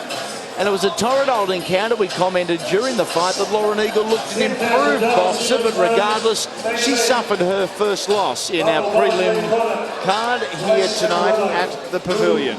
Yeah, she looked better. She trimmed down. She looked in much better shape, but she's just still got a lot of learning to do, you know. And that's just part of boxing. You've got to, you know, it takes time. You can't just, you know, think that it's going to happen in one night. Lauren Eagle, she'll learn a lot from that. Round 7.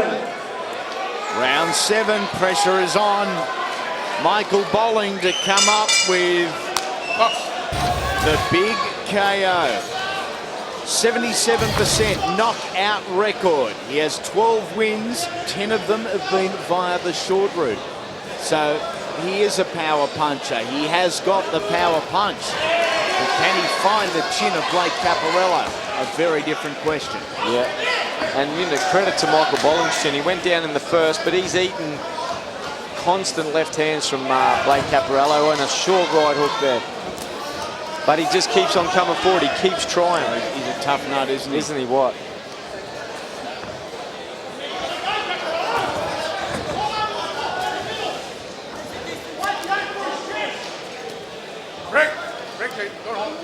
Referee Malcolm Bulmer in between the pair. Oh, nice punch there from Caparello.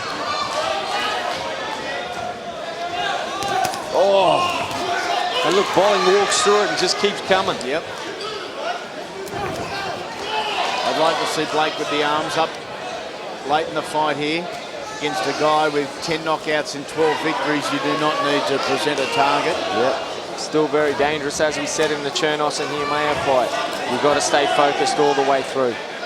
But he looks focused to me. He's just doing what's working for him at this stage.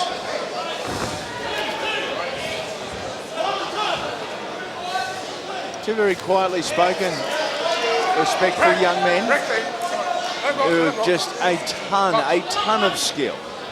Halfway through the 7th. Could very well be part of the next couple of months. A big part of the next couple of months is trying to figure out for Michael Bolling and his crew, I guess headed by Brendan Cannon. Part of the rebuilding process. That's back-to-back losses for the first time in his short but wonderful pro career. What needs to improve? How do we improve it? And when do we improve it? Obviously, this fight's not done and dusted yet, but at this stage, Blake Caparello, let's be honest, he's in front.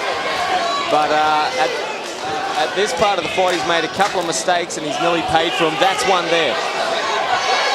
He keeps ducking down to his left-hand side, and that's when Bolling comes down with the punch, and that's where the power is. Blake Caparello's got to be very careful. There it is again. There's still plenty of power in the midst of both boys. Crowd now getting involved in this one, enjoying what they're seeing. Yeah, one thing. Oh, look at that. Two-shot combination. Michael Bolling scores.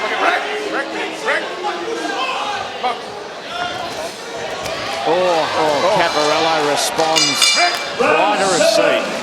Good comeback there from Michael Bolling.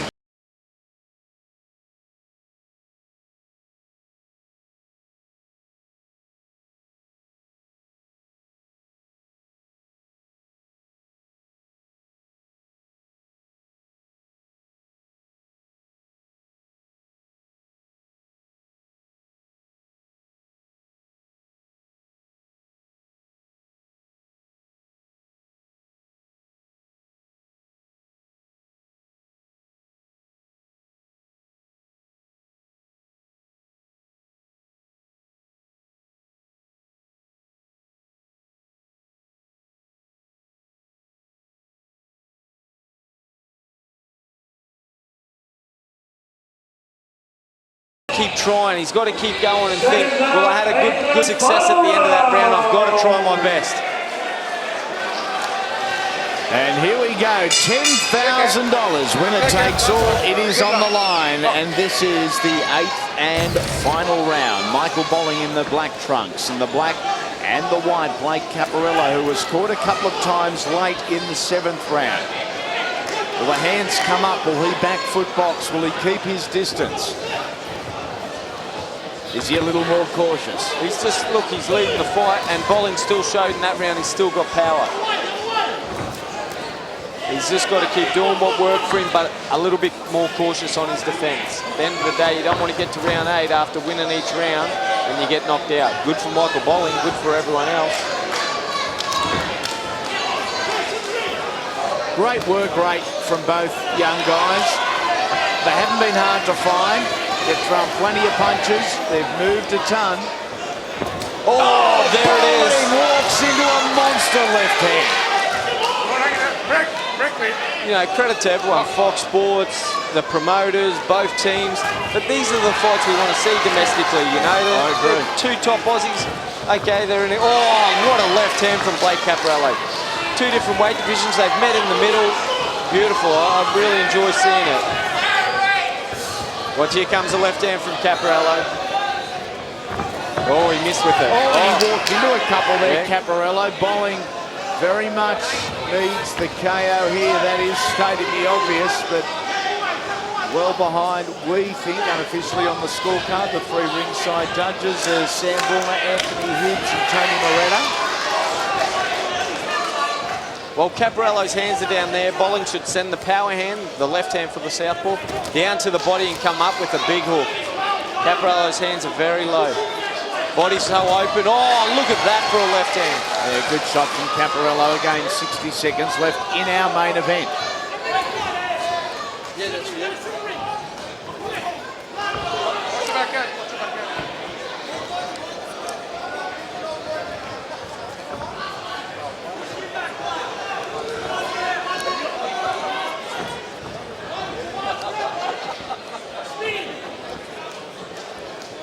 Oh, what a left uppercut, Blake Caparello. Bolling eats it up and keeps coming forward. He certainly does. What a performance it has been from Blake Caparello. Unbelievable performance and a massive ticker and a massive heart to Michael Bolling. He's been there. He's been outboxed. He's been outpunched, but he hasn't given up. That's the heart of a fighter. We'll see Michael Bolling again. Against who or when, I'm not sure. But the guy's got too much to throw it away. He's a real talent still. No, we'll see Michael Bolling again. He'll improve. He'll be back and better. Our main event comes to a close. There's a check for $10,000. And Blake Caparello will take it back to Essendon with him. Look at these two. Isn't that just brilliant? I love Oz boxing. I love it. Massive respect. What a card it has been. We've seen a little bit of everything. A draw earlier in the night. Brent Elliott and Justin Medoro. Pat Rullo, the national champion, was too good for Brad Pole. Michael Kirby scored a unanimous points decision over Clarence Tillman, and a majority decision, Viktor Chernous. He was too good for Steve Heremaia. Plenty coming your way, as we have said a couple of times tonight on Friday Night Fights. We are next up on the 25th of this month. Ryan Waters, Gary Sinclair as the headline act, Hussein El Husseini and Anthony Brownlee for the state welterweight title. One of many quality fights on the undercard, live at 8 p.m. on Fox Sports 1 and Fox Sports 1 HD. Then a couple of weeks later, we are back at it again with an Aussie TV first. 3 national titles in the one night. Mwetchupunga and Sheikh for the middleweight strap. Smith and Shaw for the lightweight strap. And King and Crow for the Aussie junior welterweight title. That's Friday, April 15. Once again, live at 8 p.m. Friday Night Fights. Coming your way. There is the check. Who does it go to? Let's make it official. Howard Lee. Who's it go to? Both fighters to centre ring, ladies and gentlemen.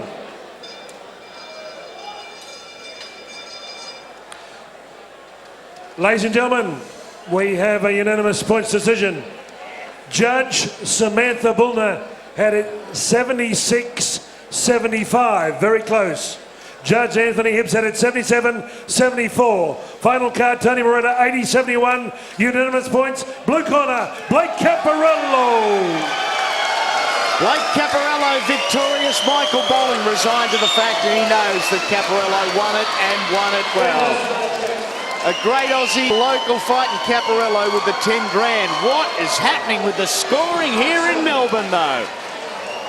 Hope you enjoyed all the action live on Friday Night Fights.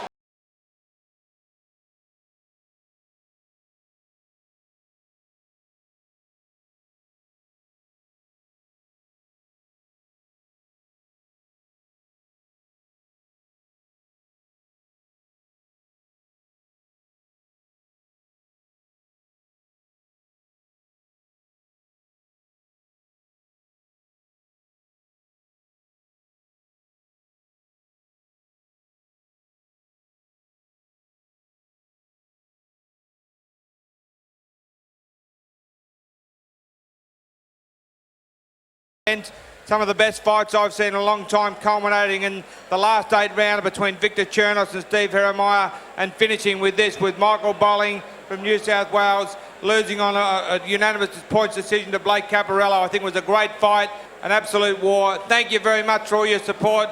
Looking forward to seeing you back here April the 8th and then May the 13th after that. Thank you very much. And very, very big thanks to Simmons Homes and the redwineshop.com, but especially Gary Simmons, just about ready to present the big check. Cheers. Brian, spectacular night. Well done. Thanks. We're all back again on April the 8th, where we got Will Tomlinson, Daniel Anazzo, Omar Kimwiri, Sam Columban, 4 big titles, and Joel Casey. So everybody's welcome back here in a month's time. Thank you. On you, Brian, Mark, the check, official check. It's the biggest check I've ever seen. Blake, congratulations. Come over and accept that magnificent bonus award. Blake Caparello. How about 3 cheers for Blake? Hip hip. Hip hip. Hip hip.